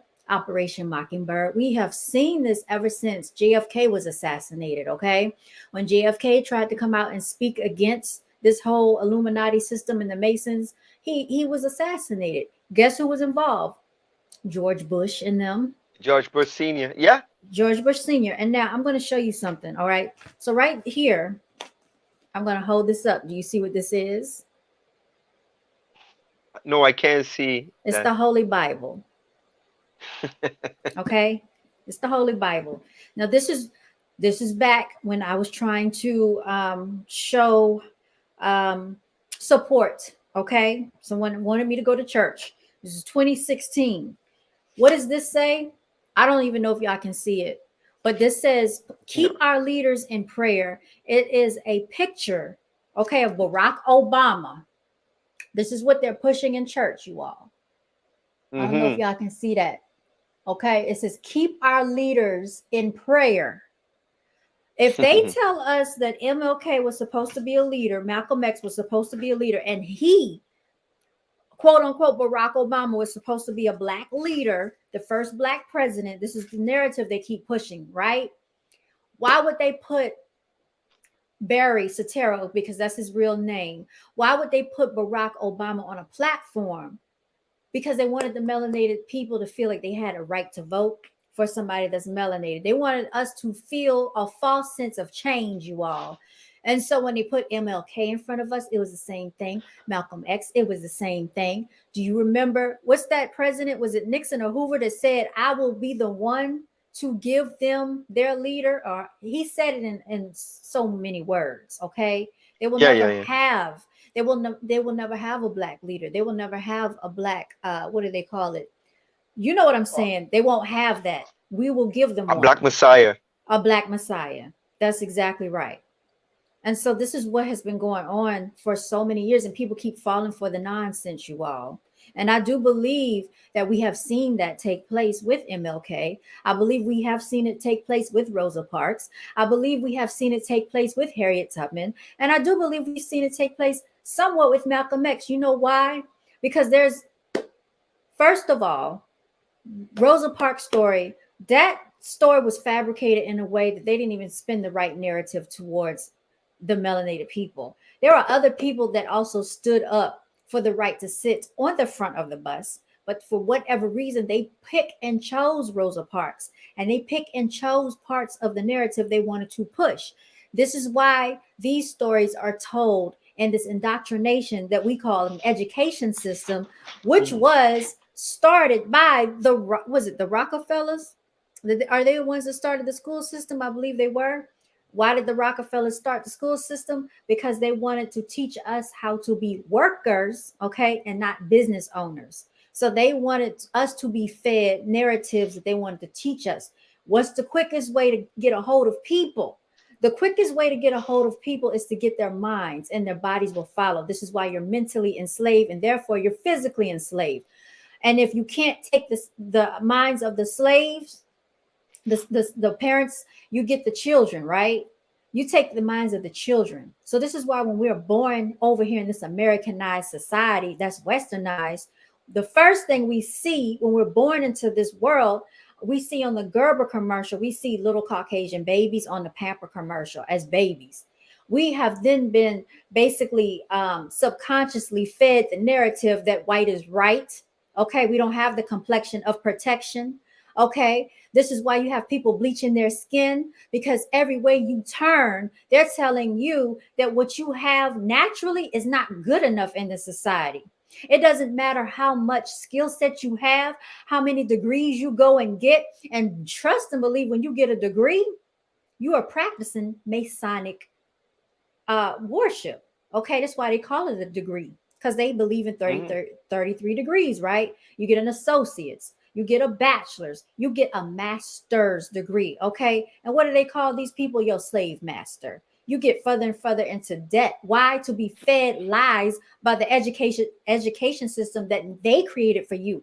When you go and sit down and try to get a job, I know personally someone that's a melanated guy that is youthful in his years and highly intelligent and has beat the odds of being in foster care all of his life, went and got a bachelor's and then got a master's, only to be turned down and say that he could not get a job. Why? Because he had a felony record. This is what they do. They give it to you and snatch it and take it away and set the bar higher and tell you to jump. And you look at these people and say, oh, master, hi. Let me go and prove to you that I'm good enough to work on your job. This thing that we call a corporate plantation, because you're still enslaved. And basically, you're selling your lives out. You're selling yourselves out for money. Okay. They're never going to teach you how to be a business owner. They're never going to teach you how to own your own land, how to own this land, because they want you working for them. As long as you're working for them, you'll never own them the way that they think they own us. This is what's really going on. So all this JFK, I'm sorry, this MLK, this Malcolm X stuff, people are not really saying anything until they start really telling people how to own stuff in this land, how to take back your land, own your territory, how to come together and walk in unity and divinity, how to know the divinity that runs in your veins and know the truth and speak the truth, and not sit up there and say, oh, I think I led my people into a burning house. You knew that before you started, okay? Because he was basically fed to us by the CIA. Yes, he was. And that's just how I feel about it. What's good, VETV? Good to see you in the house, King. Hold Yeah. on. Let me go Well, back you and know look at what some though? of these comments. I'm sorry. Go ahead.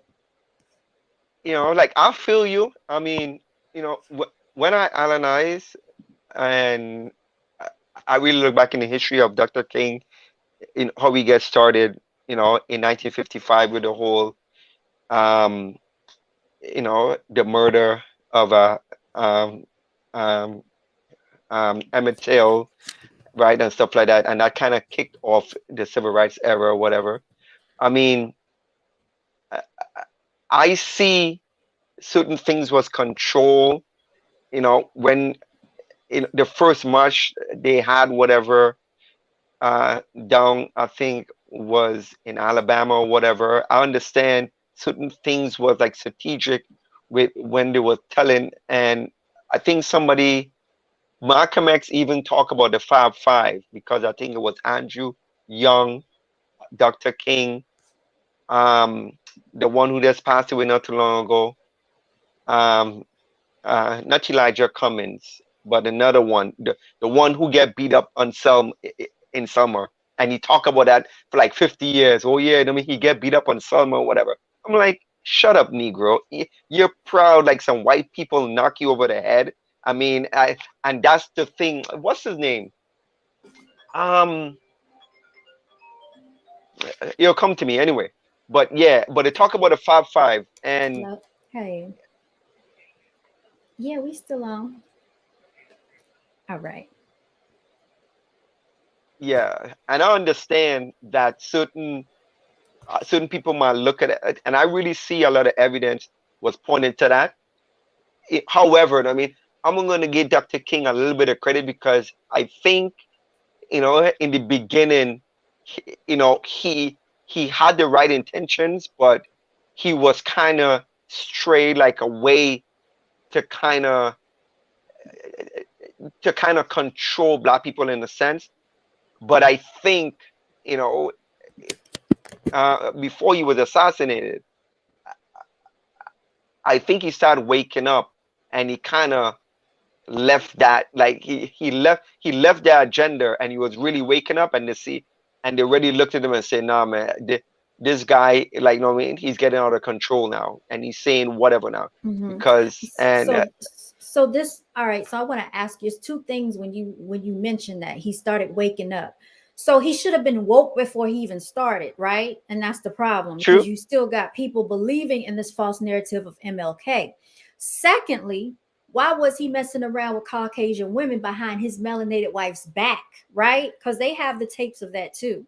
So if he really was for the black agenda, you can't play both sides. You can't Well, straddle the I, fence. I, I got I got to tackle on that, and this is funny because I mean I was talking about this like a while ago with someone, and Mm-hmm. we have to remember, right? Mm-hmm. Right, and I search high and low to find something like that, but I never see anything like that unless if somebody seen it, but they say that. So we have to remember how white supremacy works. Let me Mm-hmm. give you a perfect example.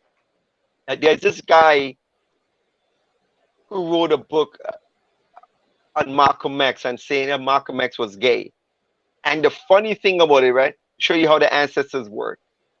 The day that the book was supposed to come out, the dude ended up getting a heart attack and died. Right. So you do So it shows you how the understand. work. No, no. The reason why I say that is because Malcolm X had recordings where we all could go listen to, where he was talking about, he was talking to the CIA, and the CIA, and he didn't know he was being recorded, and the CIA wanted him to kind of like want him to buy him and to say, hey man, I know you could kind of leave that fight and we could do this for you or whatever. And Malcolm X straight up and said, yo, I'm not going to betray my people, whatever. He said that without him knowing, and I mean, he was being recorded. So you have to remember, all they could say about Malcolm X from before, or Malcolm Little, oh yeah, he used to sleep with white women, he was a thief, he was a gambler, he was a drug, whatever. But after that, they couldn't say anything about him. So of course they had to create something. They had to create something because they couldn't get him on nothing else after he changed his life around. So you have to remember, because this is the same government who infiltrate every black group, Yes. revolutionary group, or whatever. So you have to understand. So we have to really be careful to really see what is true and what is not. Because I look for those tapes and I hear about, oh yeah, Dr. King sleeping with a white woman, but I never see no evidence on it. They All could right. say that, but They show could, me some evidence. but okay. So how, if we question that, then we have to question it all, right? We have to question Sure. it all, because why was he even in front of the CIA? What made him so special that they would put him in front of the CIA? And if you go back and do research, he didn't write those speeches. Okay, those speeches were written for him, just like Obama didn't write his speeches. None of the presidents write their speeches. So if it's not really coming from you and coming from your heart, how do we know what to believe and what not to believe? So we have to question, why are you here? Where did you come from? How did you get media attention over everybody else? And there's a reason why certain people are put in front of the cameras, because cameras are what? A way to weaponize people. It's Operation Mockingbird. They've been doing this for years. And if you think about back looking at the whole JFK scenario and how he was assassinated by his own people, they said behind the scenes, what are we going to do? We're going to use a strategy. Operation Mockingbird, pull out the cameras. Every time we see a black revolutionary, or every time we see a black activist, every time we see civil rights, every time we see Jesse Jackson, what's the other one that used to be with him with the hair? He Jesse Jackson, and the other one. These Al people, Sharpton. Al Sharpton. Okay, I'm Yeah, yeah, sick yeah. and tired of the But check this out. antics. But check this out. But check this out. Sorry to cut you. Hmm. We have evidence of Al Sharpton, who went into the prison with a Sada Shakur, who had a mic, and he have an informant number. So we could prove that. Jesse Jackson was implicated also in Dr. King's death. We have proof for that too as well. We have to understand. Repeat that. So Repeat that again. You said who was implicated in Dr. King's death? Jesse Messi Jackson. Okay. So didn't we see this narrative with Malcolm X? Didn't we see that with Farrakhan? We didn't see that already? That story wasn't already. You see how they recycle the same stuff over and over? They do the same thing over and over. With Farrakhan, like, what do you mean with Malcolm X and Farrakhan? So you don't remember Can when you elaborate on that for me? Farrakhan made a comment and said, because of what he had going on and how he felt, something to the effects of he has caused one of his own to be sacrificed. That's not what I'm just really like. What do you call it? I'm not saying it word for word or verbatim, but he said something to that effect. So all of it, you all, it's just, to me, it's smoke and mirrors. I'm not buying into it, because like, if you really had the chance to make a change, they are not going to give you a platform to do it. They won't even let me talk about COVID on this channel. Yeah, yeah, yeah. And you think they're going to let people You're right. talk about coming together and doing something that's very impactful You're and right. powerful, unless it's a deeper narrative behind it? They know that those people were not going to really make a change. They knew that, because if Let they me had ask the something power to then. make the Let me change. ask you. Go Let me ahead, I'm ask you listening. something then. I mean, you know, we all know what the Black Panthers was all about. No, we don't. Hold We on a don't. second.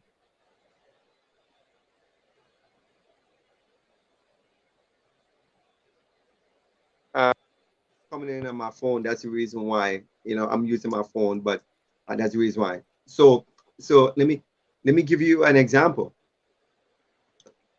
Look at the Black Panther Party.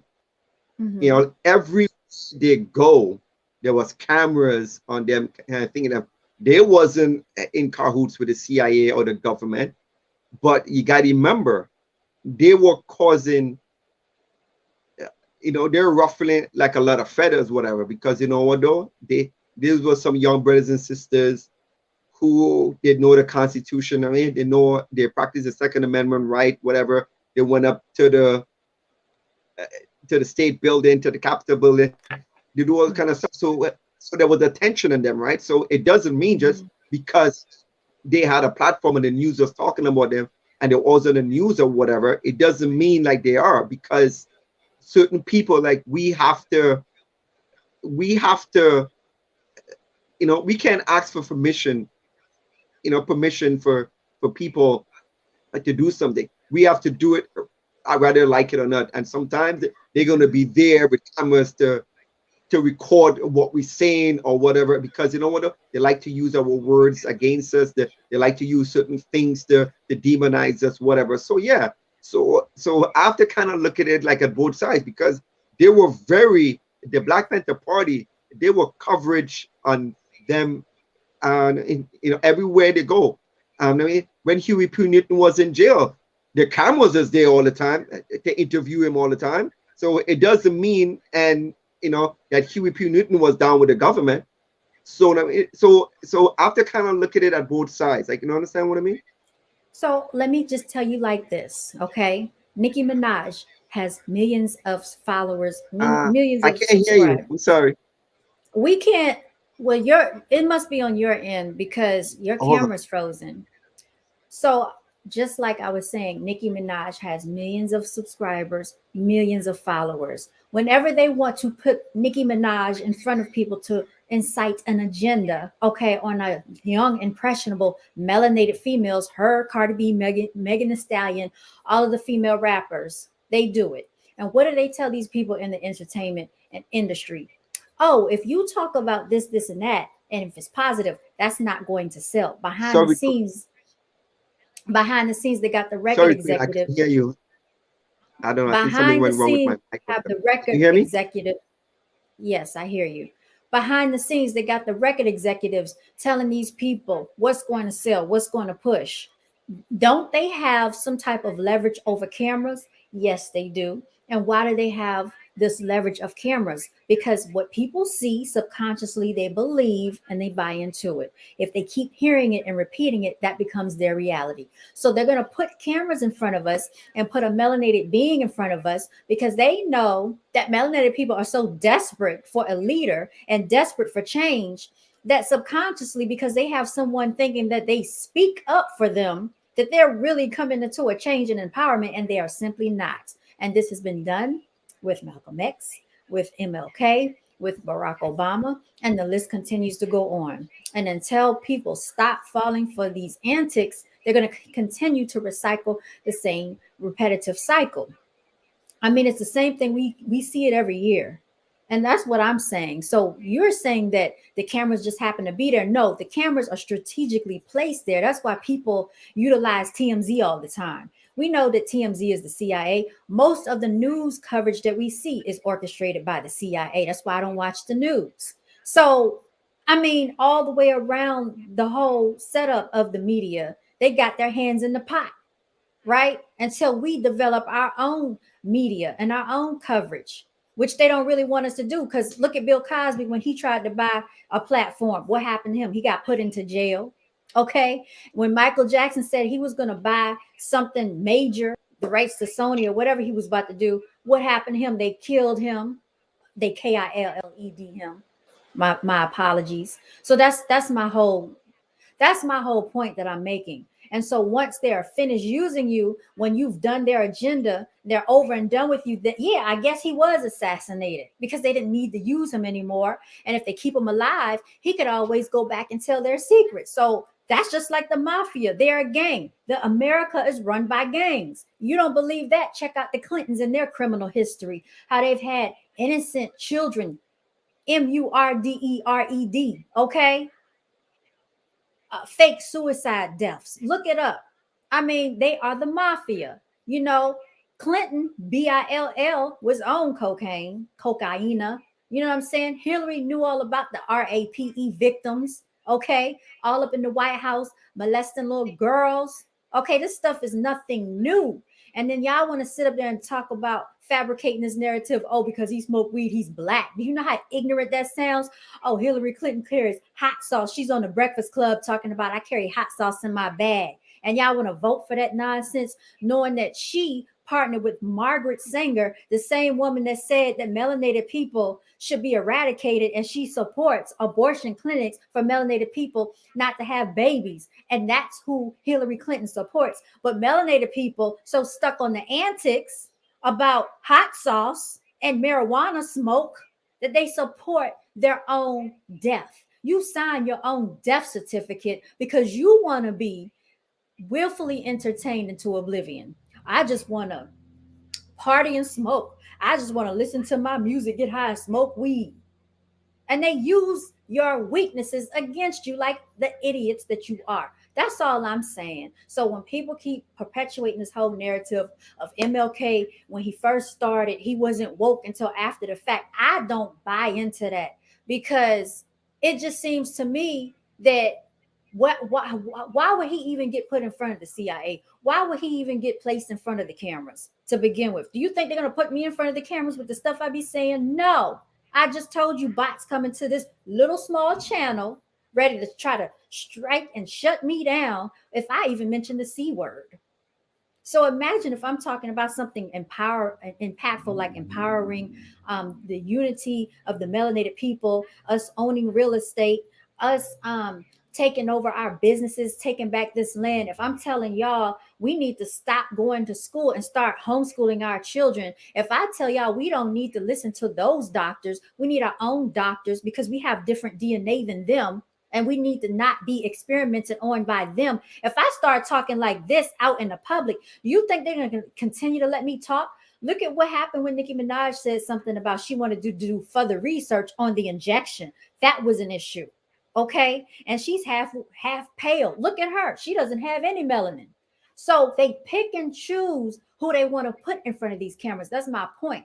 How did MLK get the platform? How was he seen all over with all these videotapes? Why is I have a dream? Why is that whole speech perpetrated in school all the time? We don't really hear too much about the people behind the scenes and the CI. We don't hear about any of that stuff. They only tell us what they want us to hear, and they're feeding it to your melanated babies and your melanated children. I told you the other week, my nephew came from school. My sister showed me a picture. They got him dressed like Abraham Lincoln. What does he have to do with Abraham Lincoln? My other nephew had to write a letter, y'all, saying that basically he's writing a letter as if he was a colonizer. Why are you writing letters when you were already here? This is your land. If you want to write a letter, write the truth that this is your land and they came over here, made you walk down the trail of tears, took your land, came over here and gave you diseases, killed you off, kept pushing you further and further and further, and put you on reservations, telling you got to pay taxes on something that belongs to you. And why is the IRS not even owned by the United States? You know what I'm saying? That's the UK. Why is it that if we get paid, we don't even get to see our paychecks? Why are people not talking about the real stuff? They talking about, oh, we're going to march and protest. What is that doing? Nothing. And that lady that I was talking to on the phone, you heard her say in that conversation, every time she see these people protest, she laughs. Why? At 60 years old, she knows the truth. And she knows the truth that some people in their 20s, 30s, 40s, 50s don't even know. And they keep pushing these dumb ass narratives, these objectives that they want you to believe. And until people get it through their thick ass skulls, the real effing truth, they're going to always be slaves. And it's ridiculous. Let me see what y'all talking about in the chat. You can't hear me? I'm sorry, Black Revolutionary. I think that's on your part. But anyway, y'all, I'm just sorry. I'm not going to apologize. I just had to go in for a second because the whole narrative is just some nonsense. I'm tired of it. If they really wanted to give us empowerment, they're not going to tell us about certain people, because they know that if we study these people for real in real life, and these people can really impact us for change, then their days of rulership is over. Why would they ever give you the keys to their car to steal it? Okay, when how they came over here and took what's not even theirs, that's how we rightfully got to take our stuff back. But you got people too busy going at war with each other with people that look like them. Silly. You think you own the block, but yet and still you can't even get away with anything on the block, because if so, you are going to jail, dummy. Because they told you you can't do this in your own territory. They made the laws in your territory. If you don't abide by their laws, guess where you're going to land? In jail, dummy. But y'all got, people got all the answers. They got all the truth. And back to 8 with the 24. Please put your Patreon information in the chat, because people need to follow your channel. 8 with the 24 be coming with the facts, because the same stuff you be knowing, I be having some of that knowledge too. And the same way they said that the Malcolm X death was fake, I saw that too. The wife was not crying. She kept looking to the side. Can you please tell me, if someone had a husband and they almost got blown up in their house, somebody put a bomb in your house, almost blew up your children and your newborn, you and your husband, why would you be on camera as if nothing happened? Most melanated women that I know, you just tried to kill them, they're going to have some energy, okay, on camera. You remember Antoine Dotson. He said they coming in your windows. Hide your kids, hide your wife. Antoine Dotson had more energy than she did, and she almost got blown up. And all they did was come through his sister's window and tried to attack his sister, and his sister survived the attack.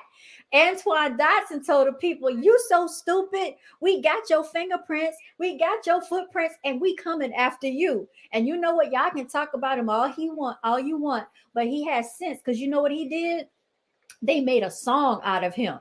And you know what? He took $100,000 from that song and went and bought him a house. He invested into real estate. Do you know what real estate does? Accrues equity, adds value. What are the rappers that they put in front of these cameras tell you to do? Go ball out, bling bling, when they are doing nothing but renting everything that you see. Whatever they driving is rented. Whatever they got around their neck is rented. Are they really living that life? No, they're not. Do you understand how much it takes to live a lifestyle that you have to perpetuate? Do you understand these people on Instagram, on Facebook, on Twitter? They try to be fake celebrities because they're trying to walk in the image of a celebrity, a fake entity that they're celebrating. And see, this is the nonsense that we cannot have being fed to the youth and fed to the children.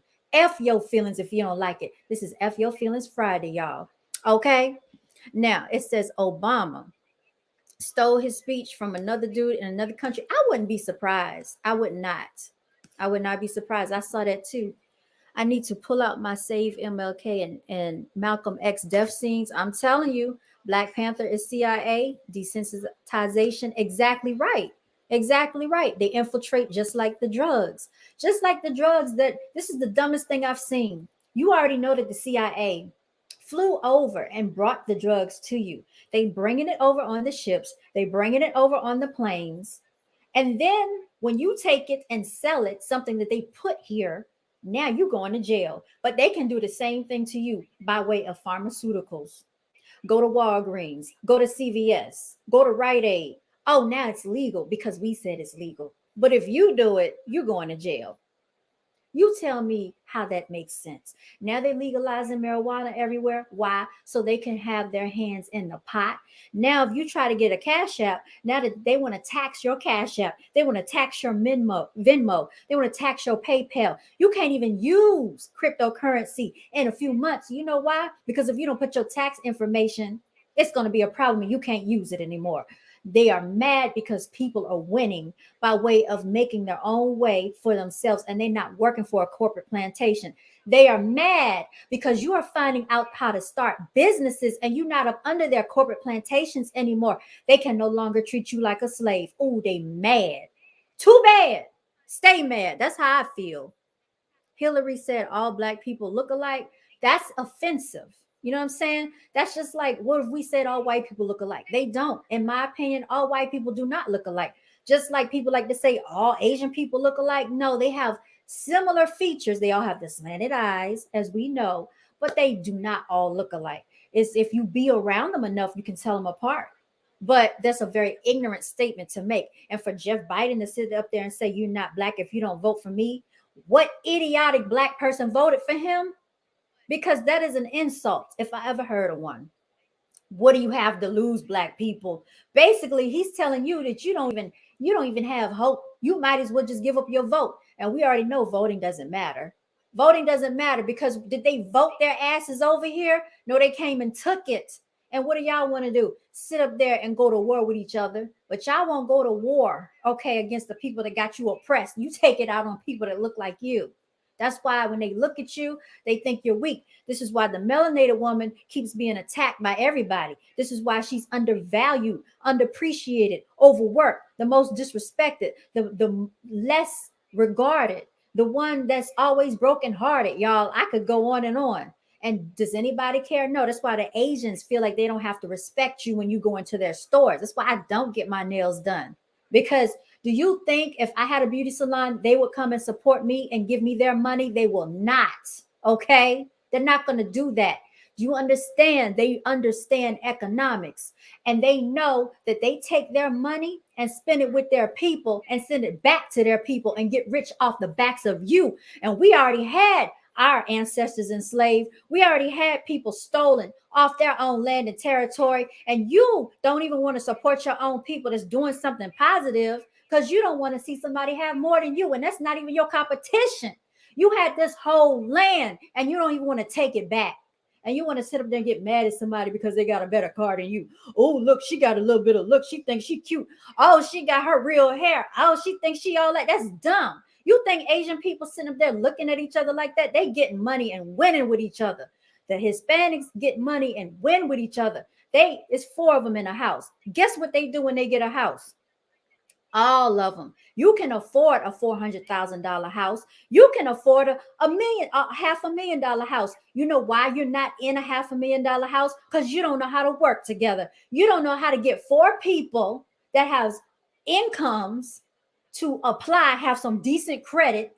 You can have a freaking a mansion, okay, and live well for about 3 years. Sell that mansion, make almost $1 million, and split that money amongst yourselves. I always say this: ain't no 401k going to pay you that much in 2 or 3 years. But y'all don't know how to work together because it's always some stupid antics bickering amongst melanated people. That's why you don't get anywhere. You can't blame the white man for that. I don't want to hear it because at this juncture, there are women and there are people that are actually doing decent for themselves. I just talked to a 23-year-old. Okay, I want you to hear what I'm saying. 23 years old.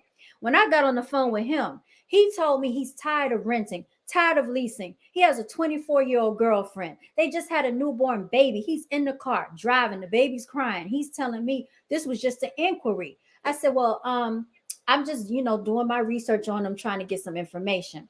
They said your budget is 100,000. Is this your budget?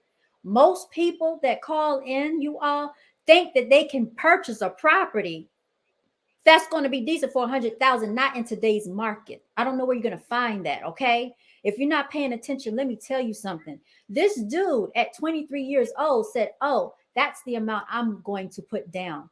I had to repeat what he said to make sure I heard him correctly. I said, you mean 100,000 to put down on a house? He said, yes, it's a down payment. He told me like this: there's no point in me continuing to rent and lease and do it all over again. He understands that he does not want to throw his money away because in 5 and 6 years, you done paid $100,000. You done paid almost half your house off. Okay. He understands that at 23 years old. He's not afraid of a mortgage. He's not afraid to commit like a real man should. Okay. And then he turned around and said this: how much is a house payment normally for a person? So I told him, I said, you sound pretty young. I said, but I'm very proud of you. I must say this. Okay. I said, of all the people that I've spoken to that are probably older than him, he's the one that got it. You know how many people are telling me that they can't really afford what they're looking for, and they think they're going to find something within their price range, they're delusional. I must say that. But this dude right here wanted to know how much is an average house payment. So I was being very modest. I didn't want to deter him or scare him away from home ownership. So I said probably now around 15 to 1600. You know what I'm saying? Give or take. So he said, "Oh, that makes me feel more comfortable because I thought you were going to say around 2500 to 2800." When he said that, my ears opened up. I said, "Oh, so this lets me know that he's educated himself. He understands what he wants in life and he's not afraid to go after it." Not only that, but he told me he was into fitness and his girlfriend is into fitness. He told me what type of house he wanted. And I told him, I said, "Well, it's, you have a little one, you have a growing family, at least 3 bedrooms, right? 2 baths. That's the standard, right?" Then he said, well, he wants a backyard because he wants to be active. And then he said he wanted a garage so they could store their equipment. He said, "Is there anything else that you think I'm leaving out?" I said, "Well, I said, since you and your significant other both work from home, you work remotely, you're probably going to need like an office space." And when I say office space, I'm being open because people can use a loft as an office. People use many different parts of their house as an office. So he said, "That's what I'm doing now." So this just let me further know that he has educated himself. Not only that, but he has been brought up by some very knowledgeable people around him to point him in the right path to go. Because at 23 years old, he's inquiring about home ownership. So he's not afraid of a $2,500 mortgage payment. I'm not saying everybody can afford a $2,500 mortgage payment at 23 years old, but he's doing things that people are doing in their 50s. Okay. So if we had more people that age thinking like that, we could get somewhere. But if everybody's looking at somebody and trying to compete and compare, you're not going to get anywhere. Okay. There are people that are in their 20s that do own businesses, that are being homeowners, that are doing the right things in life. We need to get more people thinking like that. Those are the conversations we need to be having. All of this marching, all of this activists, all of this, black rights and Black Lives Matter is getting us nowhere if we're not talking about home ownership. I spoke to a 74-year-old woman that had been in her house for 21 years. Her house was built in 1998. Unfortunately, she lost her house. Why? She had to sell it in 2019. The house, I looked up the history on her house. Her house was listed for $139,000. She only received $131,000. Why is that the case? I don't know. And guess what? On top of that, she had told me that she has 6 children and 4 grandchildren. I'm thinking to myself, this melanated woman that tells me that she's in a wheelchair with health ailments has to go to a doctor's appointment later on the phone with me, telling me that she wants to be a homeowner again. And then I asked her, "What is your income?" I said, "Did you have any money saved up from the sale of your home?" She said, I tried to save, but I don't have it anymore because I had to help my children out." So you mean to tell me you had 6 children and none of them helped you save your home? And then she tells me the type of house she wants. At least 2 bedrooms, big spacious bedrooms for my grandchildren. So when they come visit, and I would like a front porch and a back porch. But you know what her income consisted of? Social Security. Between the checks that she was getting, $800 a month. Now, where do you think she's going to be able to afford a house that's decent and reasonable at her age for $800 a month in this freaking market and economy right now? This is the stuff that I'm talking about. So we're not talking about home ownership and finances and economic empowerment. What are we really talking about? These are the type of things that shouldn't even be going on in our community like this. It pains me that this woman is almost the same age as a grandmother. She actually is a grandmother and could be a great grandmother. And she is trying to find a way of life for herself, somewhere to live. You mean to tell me she had a home for 21 years and got taken away from her? She claims it was because of the city. But anyway, that neither here nor there. She ended up selling the house. She doesn't have the house. Doesn't have it. It's gone. $800 a month. She had to help her 6 children. I just, the state of people, I don't mentally understand it. You mean out of the 6 children, 2 might have been struggling. The other 4 couldn't come up with resources to help their mother. Maybe because everybody's always economically struggling. I'm tired of hearing the struggle. I'm tired of hearing it. You know how many people I spoke to this week that are struggling? People wanting to lease. You're talking about you only have $900. Where are you going? Where are you really going? It's just sickening, you all. So we got to get to a better place where people are stop trying to impress other people. Stop trying to impress other people with all this stuff about what you want to buy, because it doesn't matter, y'all. When you really want to impress people, you can hire people. Okay. You can write your own checks. You can write their checks. Okay. This is the type of stuff I'm talking about. When you want to impress people, you have resources. What am I talking about? Natural resources. Okay. The resources to be able to say, oh, such and such needs a job. Oh, I can give you one. That's the type of pull everybody else has, but we don't have it. You tell me why that's not happening. Because people too worried about celebrity gossip. People too worried about Chris Rock and Will Smith. Is Will Smith and Chris Rock giving you any financial resources, anything to help your lives? I don't think so. That's why I don't watch the Oscars, the BET Awards. I could care less. What have these people done for us? Nothing. They want your attention. That's about it. They want your money. And actually, they don't even need your money because they're already getting paid to mislead you. Why do they get paid to mislead you? Because if they can keep misleading more and more people, the more and more these other people have the power over you because you give it away, willing to give your power away. You don't even understand your power. But when it comes to going to war against your own, oh my God, you got all the power in the world. I wish they would come test me. I wish she would pull up. You know how dumb you look? Grown people arguing over the internet. It's just stupid. It's disgusting, man. Let me see what y'all talking about over here, y'all. Hillary said all black people look alike. Facts. Hillary called melanated male youth super predators. You know, this is what they think of people. You said his death was fake on camera too. Consu that too. I call her Hillary Clinton. Thank you, Kansu. Shout out to you. First president was black too, but they keep lying. Oh, what was that lady's name?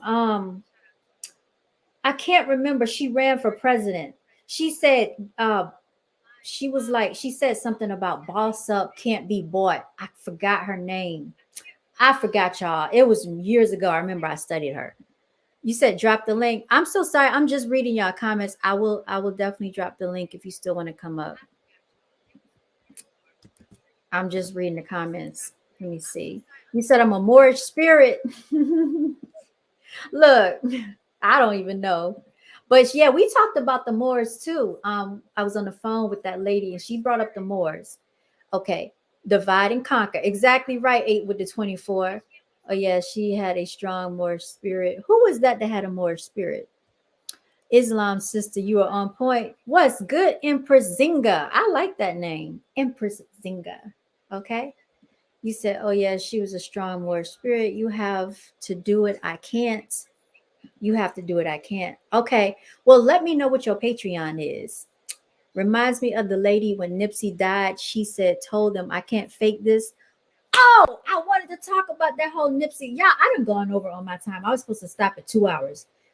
8. She did. She did. She was a crisis actor. And I played those clips on this channel when that woman was faking her tears. You said they bending over for it. Through the borders. Right. Drugs were legal. Then it was all illegal. Exactly. Fed coins coming soon. Yeah, it's a mess. They already do tax information with stocks. Tried to take my money and I don't even do stock anymore. You laughing at me. I have some Chinese in me, so let me stop laughing. My grandmother's dad, my great granddad. You know what? We're Asiatics, okay? We are Asiatics. And so if y'all are not aware, Asiatics can be brown skin because I have Asiatics too. You know what I'm saying? That's all in our DNA. Hispanic, yes, facts. I grew up around mostly Hispanics. That's how I learned to speak Spanish. Oh, habla español. All right. Something is taught by self. I had to teach myself a lot.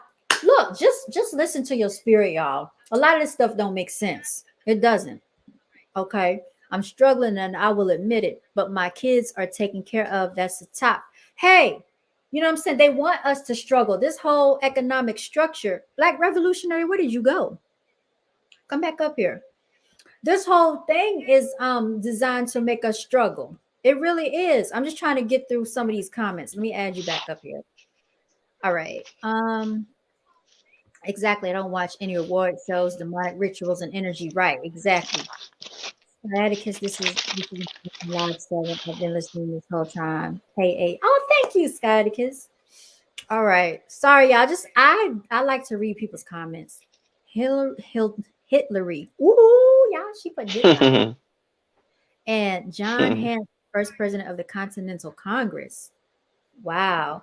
All right, Black Revolutionary, you're back. Thank you for coming back up here. Yeah, peace. Yeah, I apologize, man, because this is what happened when I'm using the phone. I tell you, the phone is very glitchy. Yeah, So it's fine. that's what's up. So I apologize.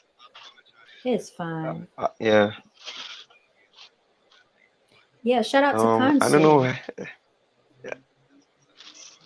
Oh yeah, we was talking about the whole. Well, I mean, I don't know if you want to go back there with the whole I mean, look, the floor is MLK stuff, yours. The whatever. the floor is But yours. The but floor is yeah, yours. yeah, You can, yeah. But yeah. but what I'm saying is, I mean, I mean, we can. They're gonna highlight what they're gonna highlight, and obviously, they will try to change the narrative or try to, say something we didn't say, or cut and paste certain things. So Mm-hmm. we have to understand that because we don't control the media.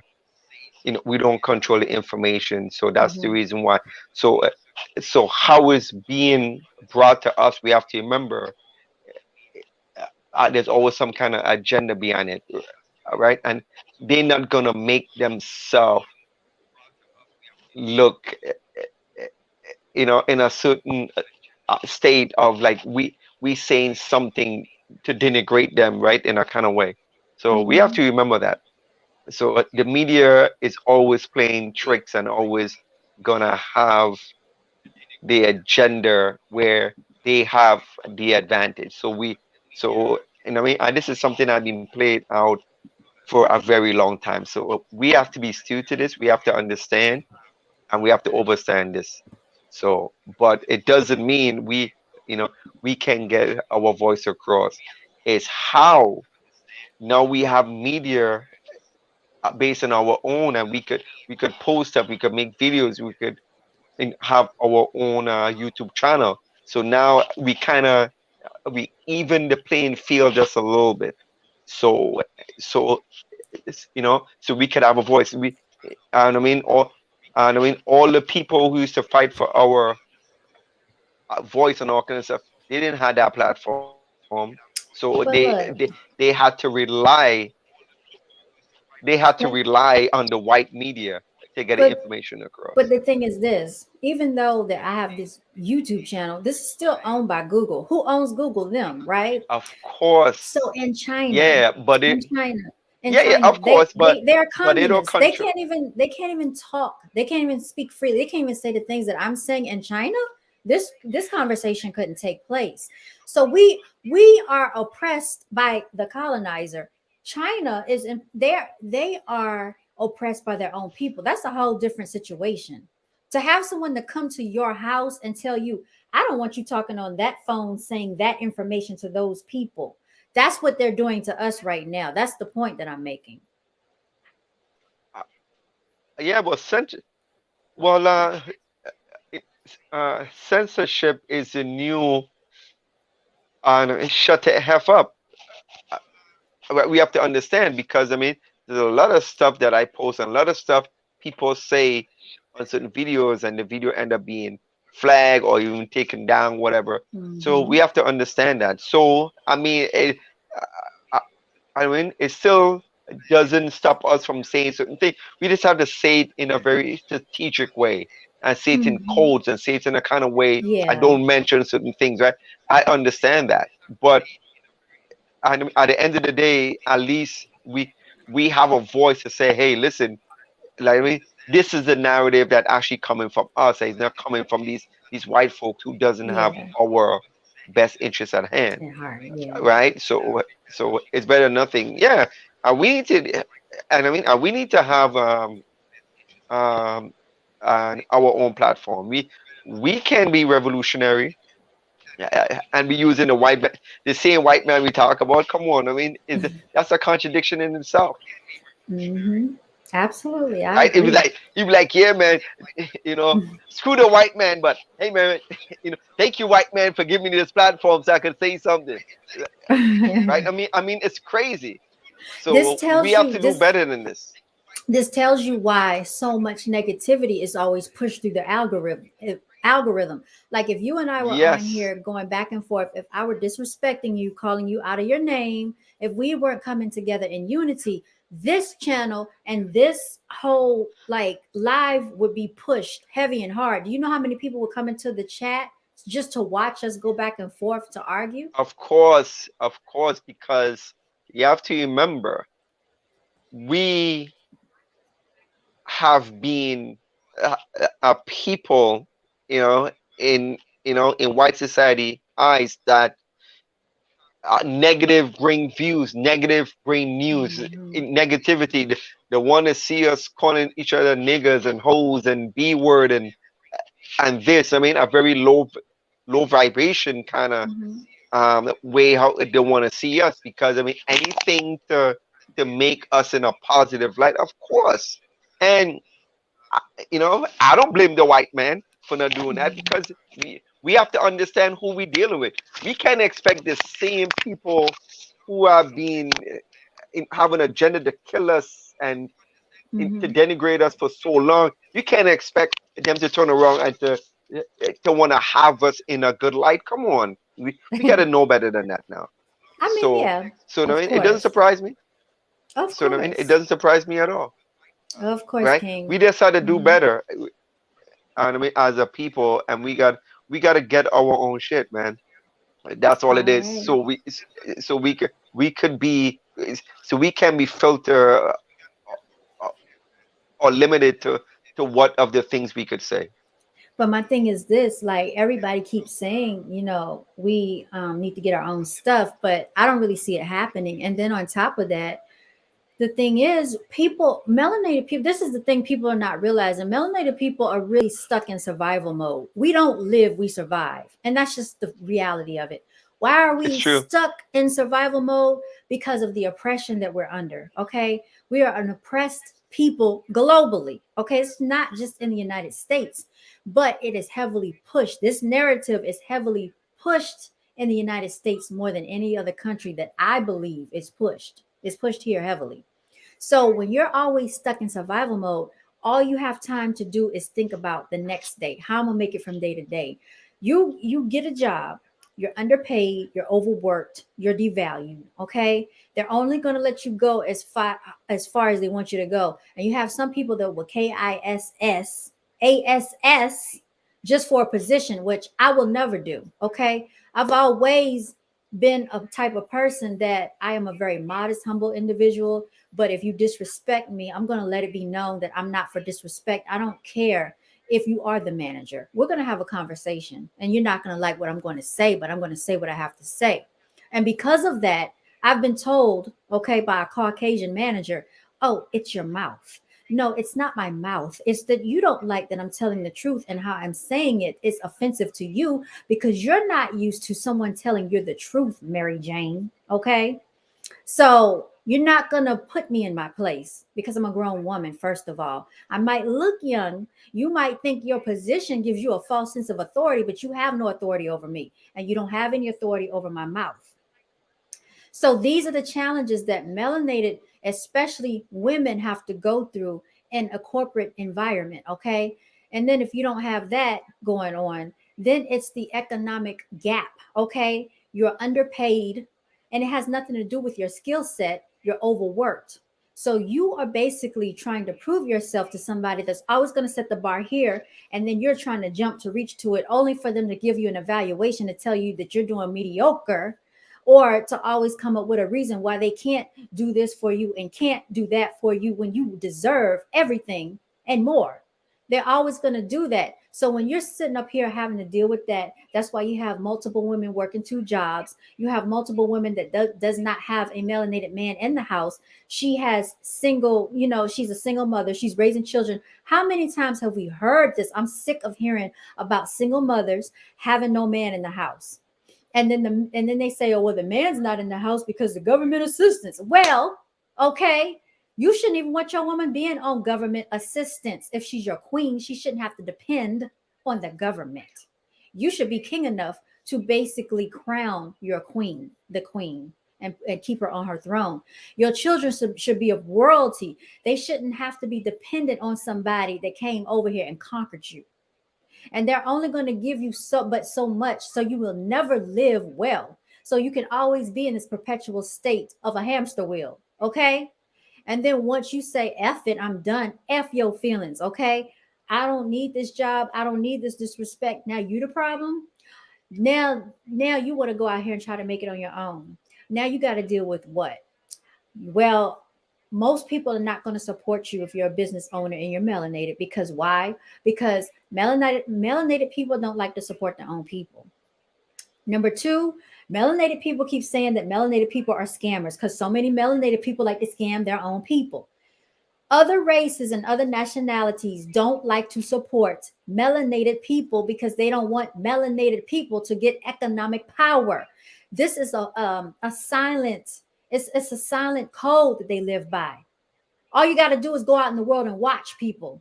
I'm not, and I don't want to say too much because I am a licensed realtor. But one thing I will tell you is when I went to real estate school and my instructor, who is a Caucasian gay man and was speaking open and outwardly, most people would look at him and say, oh, well, what can he tell us? Oh, he's Caucasian, he's gay, we don't want to hear him. No, I sat in the front of the class and listened to him talk. Do you know what he told me? He said, I am a Caucasian white man. I'm going to have a different interaction with clients than Seven Wonder. And I know this as a white man. And that's the reality of what we live in. So it doesn't matter how good you are at what you do. You are always going to be up under, proving to everybody, prove to yourself and prove to everybody else that you're good enough, that you're always going to have that stigma. Oh, I'm not going to work with them because people like to work with their own people. And then melanated people don't like to work with their own people. So you got a double negative stacked against you. So all these things are going on. This is why melanated people are in survival mode. Then you are under attack by your own people because you got your own people. If you do have a decent lifestyle, hating on you because you look like you have a decent lifestyle, even though they don't know what you're doing behind the scenes to make your magic happen, but you making it happen. They don't like it. So now you got somebody that's envious, that's jealous, that want to tear you apart. Everything you try to start, they want to come and put out your flame. You got people that want to destroy your energy, destroy your spirit, talk about you, gossip about you, don't want to recommend anybody to help work with you. You got all these things going on against you, and you're a melanated female in this world. Then you got the melanated man he's being told that you don't need to be with the melanated woman. You need to go and be with a Kim Kardashian. Why? Because she's exotic. Okay, don't get me started on the Arabian witches. Okay, and I don't feel sorry for Kanye West about what he's going through, nor do I care about what he's going through. And that's just what's going on. Then you got the melanated man being oppressed because no matter what he does, how many degrees he gets, they're going to look at him and say, we know that you have a family. We're not going to pay you enough to let your family live comfortably, but we're going to give someone over here who does not even have a degree a higher pay and salary than you, because you know what? This is what you're worth to us. This is what your work and what your labor is worth. Nothing. Okay? You're dust. This is how we're treated here. And then you mean to tell me all people can do is talk about Black power, Black Lives Matter, then get on the internet and argue with each other? Other melanated people, that's what they're doing. They got these platforms arguing and trying to tear each other down. And that's the least of your worries. They're trying to assassinate us all. And people seem like they don't care. They want to go into the land of oblivion. As long as they're entertained on YouTube, they don't care. This is what's going on. This is why melanated people are in survival mode. And then if you have children, imagine how that is. Your children seeing these antics. You don't even know how you're going to make it from day to day, and you got children. But people don't want to talk about that.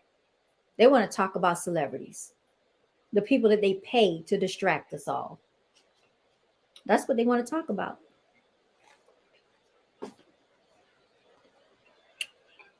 It's nonsense, y'all. Yeah, well, uh, I mean, you have to remember too, right? You know, all this was by design because when you look at, and I always like to draw this an example. When you look at the Black Wall Street, you know, you didn't had no Negro, you didn't had no thugs, you didn't had no gangbanger, you didn't have people sagging their pants, you didn't have all that. So once they see a people who they have been denigrated and they spit on and slave and beat and whoop and all kind of stuff, and see people coming up to par to compete with them, they had to do something. Hmm. And I want to address some of these comments because y'all are making some excellent comments in the comment section. Um, Let me see here. They look at you like the angry black man, even though you're calm going off. Yeah, so like no matter how you say it, you can say it in the most pleasant way. The fact that you said something, how dare you have the audacity to have an opinion? You're lucky that you're even here, that we even let you be here. You know what I'm saying? But That's how they look at people. I'm listening, King. Go ahead. let me say something to you, and this is very important for everybody who's listening and who's going to hear this. We can make white people the barometer of what we think and what we do and how we feel about ourselves. We can't take that on, because the moment you take that on, you self, and I mean, absolve that, and then you start to question yourself. You start to live through vicariously in the things. White people, when they say stuff and they talk whatever, they shit, like I mean, they don't even exist to me. That's how I look at it. I mean, I don't care what they say about me, about my people. I don't care. We take it on so much. It's like we start to have like a conflict with ourselves. We feel like, oh my God, the white man says something to me, so now I'm feeling down. Who give a damn? You give you give a damn what a white man say about you? No, Like, it's the are it's you the that petty? irritation, it's the irritation and the aggravation of it all. Okay, because no Yeah, matter but how we you want can't let. to, no matter how much you want to be great, and even if you try to separate, I promise you, if we as melanated people said we want to separate ourselves and we're going to go over here, leave us alone, they're going to find a way to. I'm gonna tell you, they need your energy, y'all. They can't live without us, Of our energy, and course, it's true. So of they're gonna course, come and over we there. They're gonna be like, feeding. "Oh, let me peek around the corner. Let me see what they're doing. Oh, look, Yeah, but they we are over there feeding have a into that campfire. energy too as Susie, well. Susie, they have a campfire. Let's go over there and see what they're doing. Come on, Chucky. Come on, Billy. Oh, let's go report it." And then, oh, all of a sudden, here comes a whole army of them trying to tear down your campsite. Is that not what they did in history? Is that not how they conquered this territory? So I know you're saying we Yes, can't give it energy. I'm not saying we're giving them energy because it means nothing to me. But when you're just trying to live your life in an everyday society, you can't go anywhere without dealing with the nonsense, okay, of some of these individuals. I'm not saying it's all of them. It's not all of them. It's not, because I've had some of my most help, okay, by a Caucasian. All right. There are not many people that's going to sit down and do the things that I've had done for me by a Caucasian. Okay. So it's not about that, but the it's about the over what am I trying to say? the It's majority of them. the majority of them. There you go. The Yeah, majority of what I see that goes on. I mean, we yeah, can't yeah, yeah, act for like it sure, for doesn't sure. exist. We can't act like it doesn't exist. But No but let matter me say what something you to. do, it's always going to be the Mhm. consensus. But let me say something to you, Queen. You see, and this is something have to break at some point, because at the end of the day, just imagine we are living in a house that The same house we living in right now is the same house we was abused, the same house we was beaten, the same house we was raped. So how you think a people is supposed to act? We can't get away because we never had a time to heal. We never had a time to separate from the abuser. Just imagine if somebody abuse you, but you Mhm. still around them all the time. You're gonna be in constant, like you said. We we are reactors. We're not proactors. We always reacting to stuff, and we never have a chance to actually get together as a people and actually heal and do something for ourselves. So how can you be okay mentally, psychologically, when you're still living in the same house of the abuser? Right. So you understand? So yeah, most of it, we could try to escape it, and we do to some sense, but the majority of our people, we still in that perpetuate state, that mental state of seeing the abuser every single day. How Right. can we heal from that as a people? We can't. Mhm. We can't. That's why I would say separation is good. Is hey, listen, the first law of nature is self-preservation. We got to take care of ourselves first. We Mhm. can't live in the same house with the people who have a history of abusing us, right, and killing us. It just doesn't work. Straight up. So that Right. is the problem right there. We doing shit backwards. So it don't matter how much we do great whatever, because there's one thing we could walk outside, right, and a white supremacist could say someone else. I know, and I mean, and we can lose our mind because we understand the history, we understand what have been done to us, and we still see these people. We still have to hear these people's voice. We still have to hear these people manipulate us and do stuff to us. Of course, we can never be healed as a people. Right.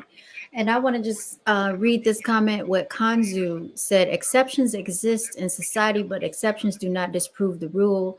And as a rule of law, policy is levied against stateless misnomer, so called blacks. And that's why I don't use the term black, because I know that people use Mm, it on a global level. We all know what that means, but we are not black people. We're just not. Okay, we're melanated. I will subscribe to that, but until we start putting that in our vocabulary, giving ourselves an ethnicity, okay, indigenous people of this land, whatever you want to call yourself, but stop calling yourself black. Okay, I just would stop mm. doing it. That's just my opinion on that. Yeah, well, you know what though? I think uh, most of us, who have some kind of sense of consciousness, we know that. I think we use it for more. I mean, of a political term. We know that. I mean, like I know my skin is not black. Like, what I mean, I don't look like this remote. Right. Of course, I understand that. We more use it to kind of reach people, to kind of this is a platform that separate us from a lot of people, whatever. So we're gonna Mhm. use it. So that's Mhm. the only thing. But I understand, in order to get reparations, in order to be to be countable, to be heard. We can't use the term black because that's not really Right. a state of being of a people. We understand Yes. that. I think the smart ones we does. So it's Right. more of a political term. So they say white power, we say black power. You know what I'm trying to say? And that's I all it get is. it. We can't I use get it for it. anything further than that. And So I definitely know that you of all people get it. I mean, like I said, you like a walking history book, y'all. I got a lot of my information from Black Revolutionary. But the thing is, we cannot continue it. Like, it's words or spells. We know this. And a lot of this language that we use is not our language. This is a bastardized language that was forced upon us. So they took of and course, stripped our native tongue away. So you've already taken part of our essence from us. Then you have us captive. You have us oppressed. You have had us captive in our own home. And now you're telling us to call ourselves something that we are not, and we got to start somewhere. And so I choose to start by not calling myself black. Why do you want us filling out everything that we fill out? We got to put a race on there. I prefer not to answer. Why does it matter to you if you're trying to help me? What difference we does it make? understand. We understand Yeah. that race is just a construct. And you have to remember this because we can use anything until we come together as a people and have a consensus what we call ourselves. Because if you grab up or you rally, like, I mean, 100 Negroes together, and you say, okay, you want to use the term African? They're like, no, man, I don't like African. It's like we don't Mhm. even know what we want to call ourselves, and that's the problem. Until we get to that term where we say, okay, this is what we call ourselves, and we come to this consensus of this is what we're going to use it. We're just going to be confused. So I understand the the word black for me. I understand it's not a color. It's not who we Right. are. It's more as a political term. That's how I use it. I mean, I don't use it because Totally understand. we are black people. We understand, but also too, you have to remember, you know, black is consciousness. Black is the cosmos. Black, you can't see life without black. Hmm. You can't see light without black. Think about that for a I second. mean, we I mean, get that. when the I've heard all of, so those analogies and everything, but we cannot see. And you are one that taught me this. If you let them get away with this, then you let them get away with that. So if we let ourselves get away with calling ourselves black, something we are not, then we are still perpetuating the narrative. So even if we don't come to a common consensus, we can say, okay, the reason I choose to call myself melanated, and you educate the person on why you're using that terminology. That way they have a better mm, understanding instead of us being lazy and just saying, oh, well, we all understand that we're black. No, I don't understand that I'm black because when I was a child, I used to ask my mother, why do they call us black? I used to get the Crayola crayon and I used to get the brown crayon. And I said, my skin is this color. It's not that color. So why are they calling me black? That's the mind of a child. It's so logical. It's yeah, logical. yeah, yeah. So let me Yeah. ask you a question now, because you got to remember, and you see, I would even get deeper into this. Is like we create languages, we create slangs and words and certain things, and this is me going back of not letting somebody else define who we are, because black, I understand, have been used in such a negative term, so a lot of people want to stay away from it. But if black was used in a positive term, then people would say, oh, yo, hey, I don't know, I like calling myself black, you understand? So it all depends of who is using it. I don't see negative when I see black. Maybe the way how we have been brought in this world, and how everything black ball, black Black cat, black. market You wear black at a at a funeral. So all funeral this stuff is is dead. synonymous to black. I Yep. understand that, but who is the one put that in our consciousness? So you think, I mean, I'm gonna let someone define a word and let it take over my psyche? Hell no. We gotta take back what is ours. We have to say, no, no, no. We own this, and black is beautiful. Black is this, whatever. That's how we have to define it. We can't let somebody else define it for us, because we will always have a negative connotation in the way how they put it towards us. We have to take it Hmm. back, Right. right? Now, So I we mean, can't I'm with ask you on someone, and that. we can't beg or cry or march, whatever. We taking it, and I mean, this is ours. So we can't let someone define what it is. We create languages, right? We create words. So what, somebody gonna come, Johnny come lately, and tell me how I should define how I call myself? Hell no.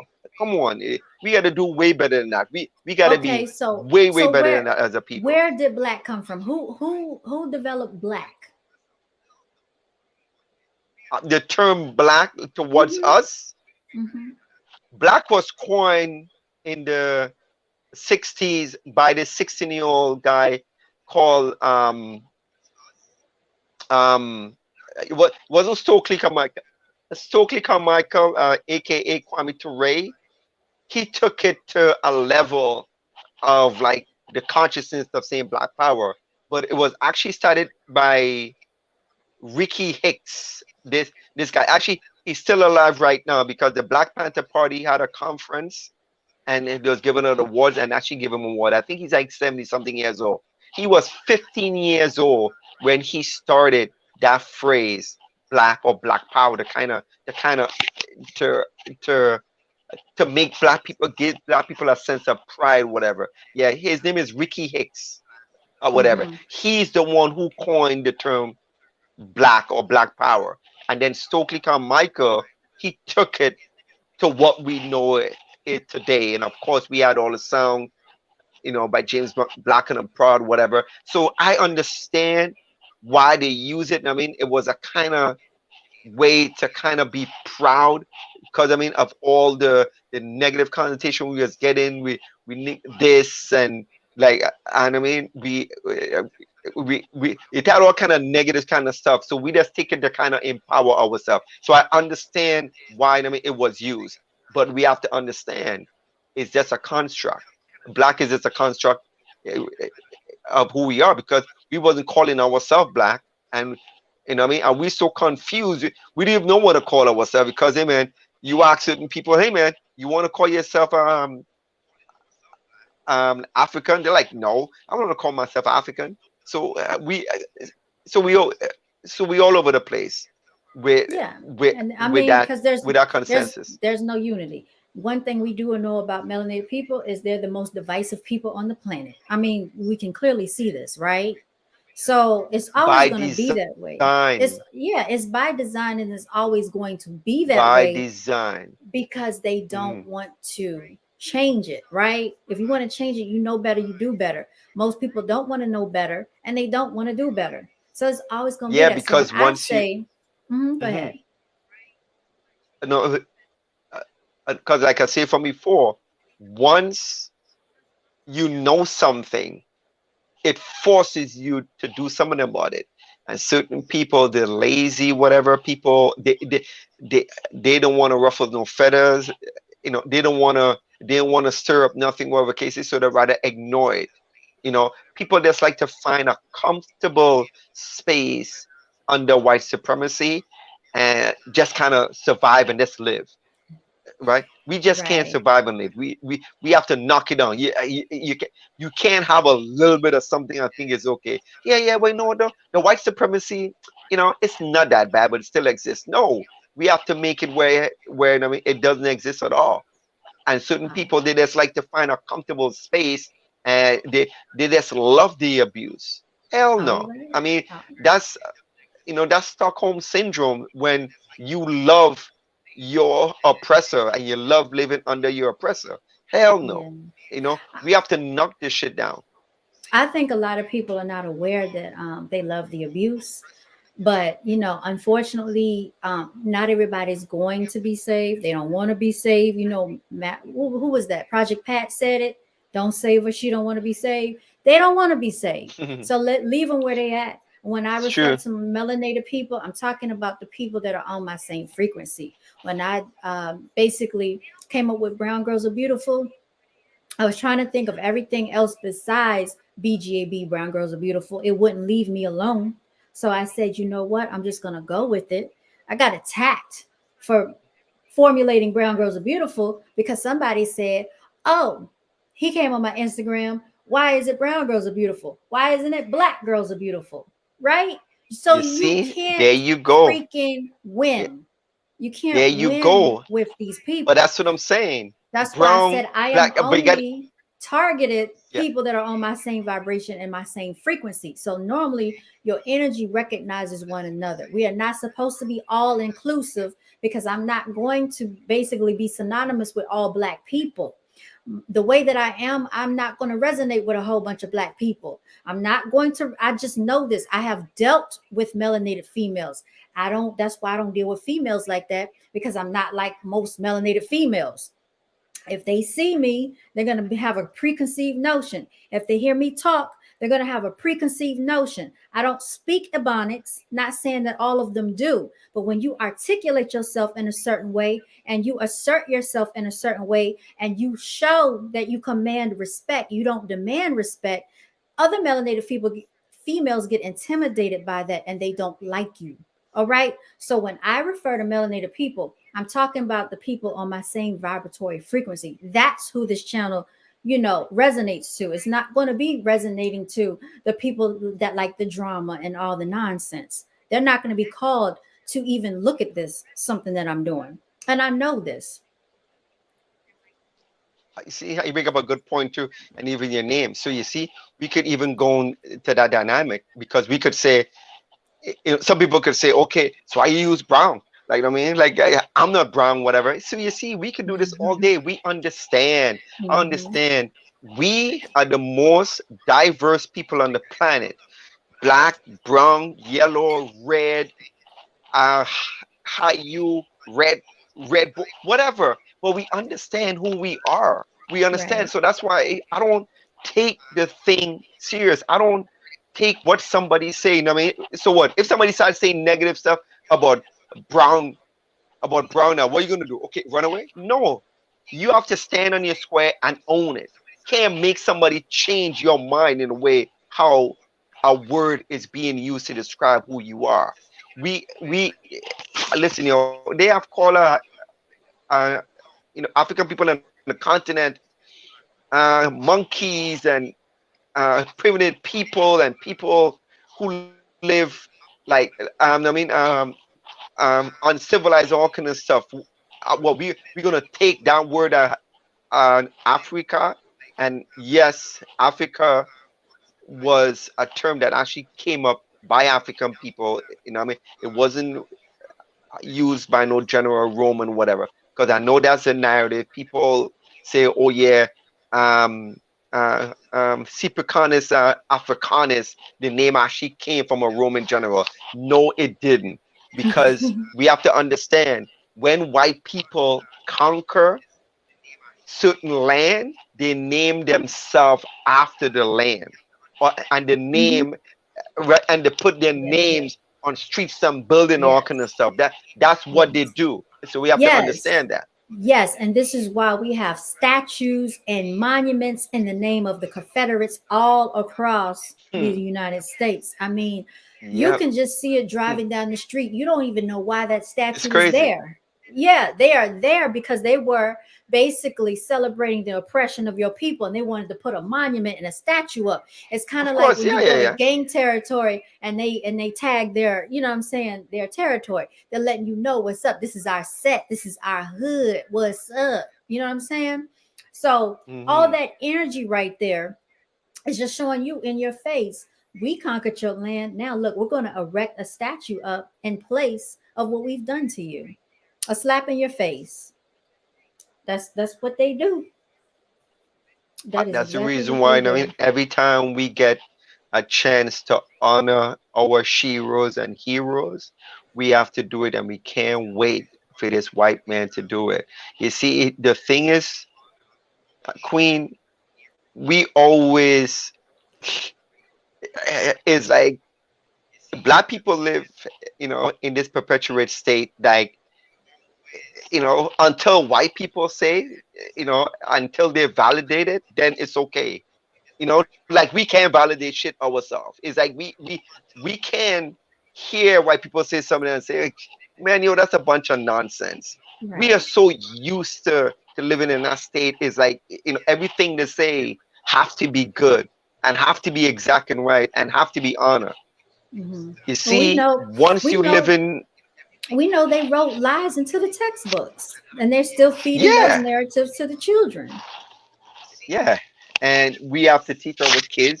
We have to teach the young ones that, in that we have to have that mindset that whatever these people say, we have to understand we can't take it as law. We can't take it as truth. We can't take it as, they have good information, because I understand this. Let me say something to you.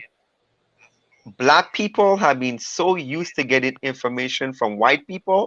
When they hear information from black people, they start scratching their head. I'm not sure, because I'm not used to getting good information from black people. That's crazy to me, because all your TV, your teacher, your medium is all white, this and white that. Yeah. So somebody black who look like you You're like, I don't know about this Negro. I don't know. He's saying some stuff to me. I'm doubted. But if a white person say it, they're like, yes, right and exact.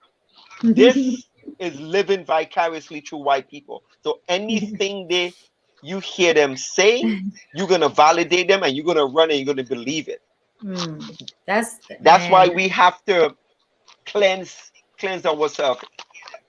Listen, even when I go to the store or I go to the grocery store or whatever, and white people is there, it's like they're there, but to me, like they don't even exist because that's how I have them right now in my mind. Nothing they do or say or whatever, it's like it doesn't exist. So once you start to have that kind of mindset, then you understand that you don't, regardless what they say, it doesn't change your state of mind. I don't care what kind of words they use or they use to describe me. Your way of thinking or your mindset doesn't doesn't change or can't shake me off of my foundation of how I Hmm. think of myself and how I think about my people. Hmm. Absolutely. Once we start thinking on that level, we understand and we start to see things much clearer. I mean, in the way how we look at ourselves and we look at our people and the things that we need to do for our people. Straight up, My sentiments straight up. exactly. What's good? Spiritual Streets is in the building. Y'all make sure y'all check them out as well. And 8 with the 24. You just sent me something. I'm gonna play this. This Muhammad Ali. I'm gonna see what this is. What this is. Let me see if I can hear it. I said, why is Jesus white with blonde and blue eyes? Why is the Lord's Supper all white men? The angels are white. Pope and Mary and even the angels. I said, Mother, when we die, do we go to heaven? She said, naturally we go to heaven. I said, well, what happened to all the black angels they took the picture? And the angel fruit cake was the white cake, and the devil fruit cake was the chocolate cake. And Mary had a little lamb, his feet as white as snow and snow white. And everything was white. Santa Claus was white. And everything bad was black. The little ugly fruit was a black dove. Mm-hmm. And the black cat was the bad luck. Mm-hmm. And if I threaten you, I'm going to blackmail you. So Mama always asked my mother, I said, Mother, how come it's everything white? I said, why is Jesus? That's true, man. It's Yes, you're true. It's absolutely true. right. And words is power. So we have to. Uh, Consciousness is controlling your thoughts and the way you feel about yourself and not somebody else's narrative about you. That's where consciousness starts. It starts with yourself first and how you feel about yourself. So when we talk about knowledge of self, we don't just talk about what you read in a book or the knowledge, history or whatever. Yeah, that's fine. But Hmm. knowledge of self, it starts inside of you. It's starts to reflect. And Right. you are an example. And everything that you say and you do and the way how you look at yourself, when you have Hmm. young ones looking at you, that's how they draw their examples. That's how they have um someone to look up to kind of gear toward because we understand that we are being raised by these same criminals and these thieves and these people who abuse us for so long. So we Hmm. take on that mind. We can't get out of that state of mindset. We can, right? Most of our people we can't. And I mean, and like I said from before, it's hard to heal and be better when you're still living in a house for the same people who, I mean, is still abusing us. True. True. Well, look, we've been on here for 3 hours and 23 minutes, y'all. I know, I This know. is probably the longest live stream that I've done by far. I like to try to make it to like an hour and a half to two. And I was pushing it, but like we started going into all types of stuff. So I definitely enjoyed having you up here, Black Revolutionary. I'm so glad you got everything working. You came in very clear.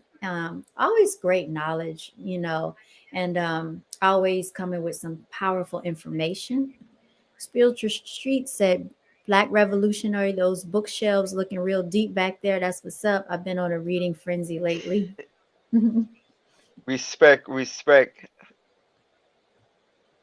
Yeah, respect um, and honor. And I mean, I appreciate you always. I mean, I appreciate your mindset. I mean, I appreciate everybody in the chat.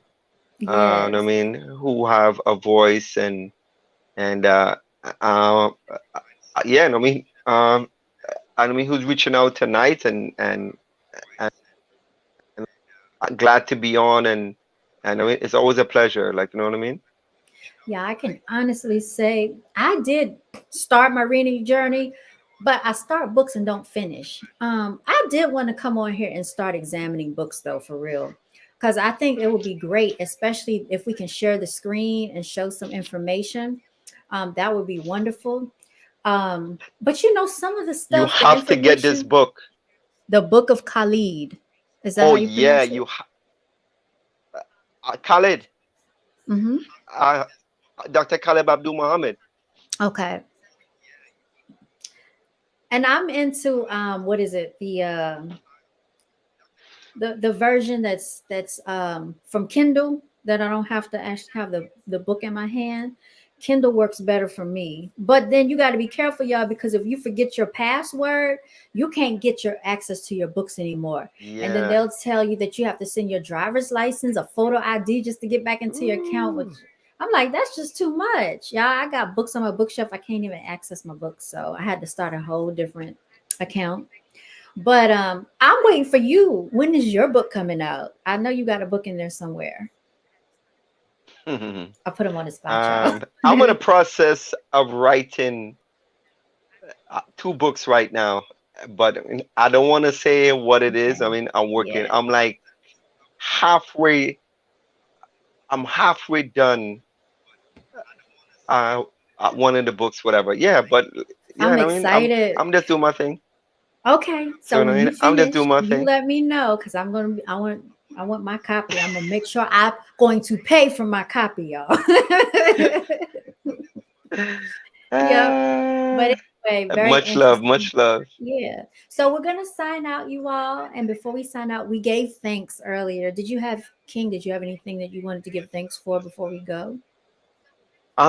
Just thanks for good health, good energy, the goodwill, to keep this fight, this fire burning, in my heart, in my mind for my people. You know what I mean? I love my people, and I mean, we're gonna get through this. And I just give thanks, and I'm so happy to be melanated, brown, black, red, whatever you want to call me. I'll take it. I'm happy, to live at this time and to witness this, and let's be part of this, and let's be part of you and be part of your energy. So, what I mean, Oh, I thank appreciate that. you. All right. And testimonies. Does anybody want to share a testimony before we close out? Because, we like to share our testimonies. Let the church say amen. All right. Well, I have to give a testimony. Basically, I'm here to fight another day. That's a testimony, y'all. The testimony is that we don't look like what we've been through. And as a melanated people, let me tell you, we have some unspeakable, unfathomable stories, okay, that people wouldn't even believe that we can survive, okay, the things that we've gone through outside of the oppression and the aggression, you all, outside of the transgressions and confessions. Let me stop. But yeah, seriously, just basically the testimony is, I'm still steadfast in what I'm doing. I still am working on Brown Girls Are Beautiful to expand it. And so my testimony is that I am going to see Belle Biv DeVoe. I'm going to see Jealousy. And shout out to NMS Cleaning. We are going to be working on some stuff behind the scenes. That is a melanated, beautiful queen right there, that has her own cleaning business. And you know what she told me? She stood at the front of the foyer and she looked in my eyes with tears in her eyes. She said, I told myself I was not going to punch a clock for anybody another Mm, day. And she's been on in her business, as a business owner for a year and a half. And she's on her road to home purchasing again. And also, she's been, basically making a way of living for herself, being a business owner, and has the capacity to hire people up under her. So this is the empowerment that we want to share amongst people, is to, start branching off into owning your own stuff. And even if you are scared to take that leap, just do something that you can say that you're leaving a legacy. Even if, like you said, King, if it's writing a book, if it's doing a video documentary of your life, I said that's something that people should get into as well, because your story could be inspiring and aspiring to other people. We just don't know what other people are going through, and they're always watching. So I told Queen, I said, I told her today, I said, you are an inspiration to me. I've had people tell me that I'm inspiring them, and they're older than me. So you just never know who's watching. So y'all continue to be the best of you. And as always, I'm going to say shout out to my melanated queens, melanated kings, little princes, princesses. Continue to walk in your divinity and always stay beautiful. We are signing out, you all. Thank y'all to the chat for joining. And until next time, you all stay winning. Okay. Thank you so much, y'all. Peace and love and light Yes. to Thank you you and the so chat. much. Thanks, Peace, peace. King. I enjoyed you too. You're always welcome. All right, y'all. We are signing out. Pleasure is mine. Yes.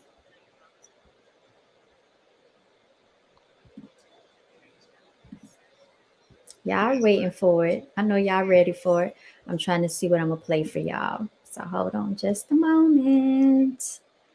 All right. Let's see.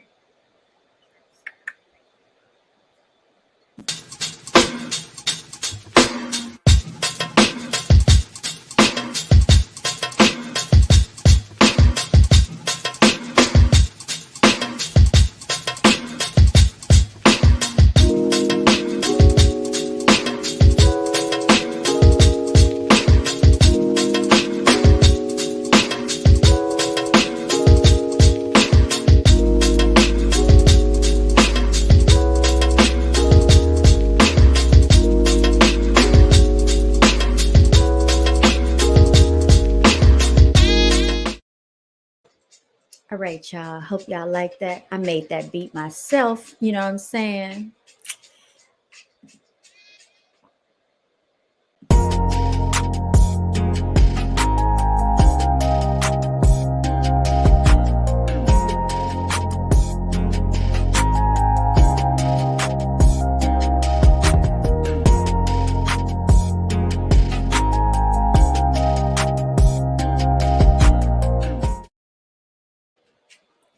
Signing out, y'all.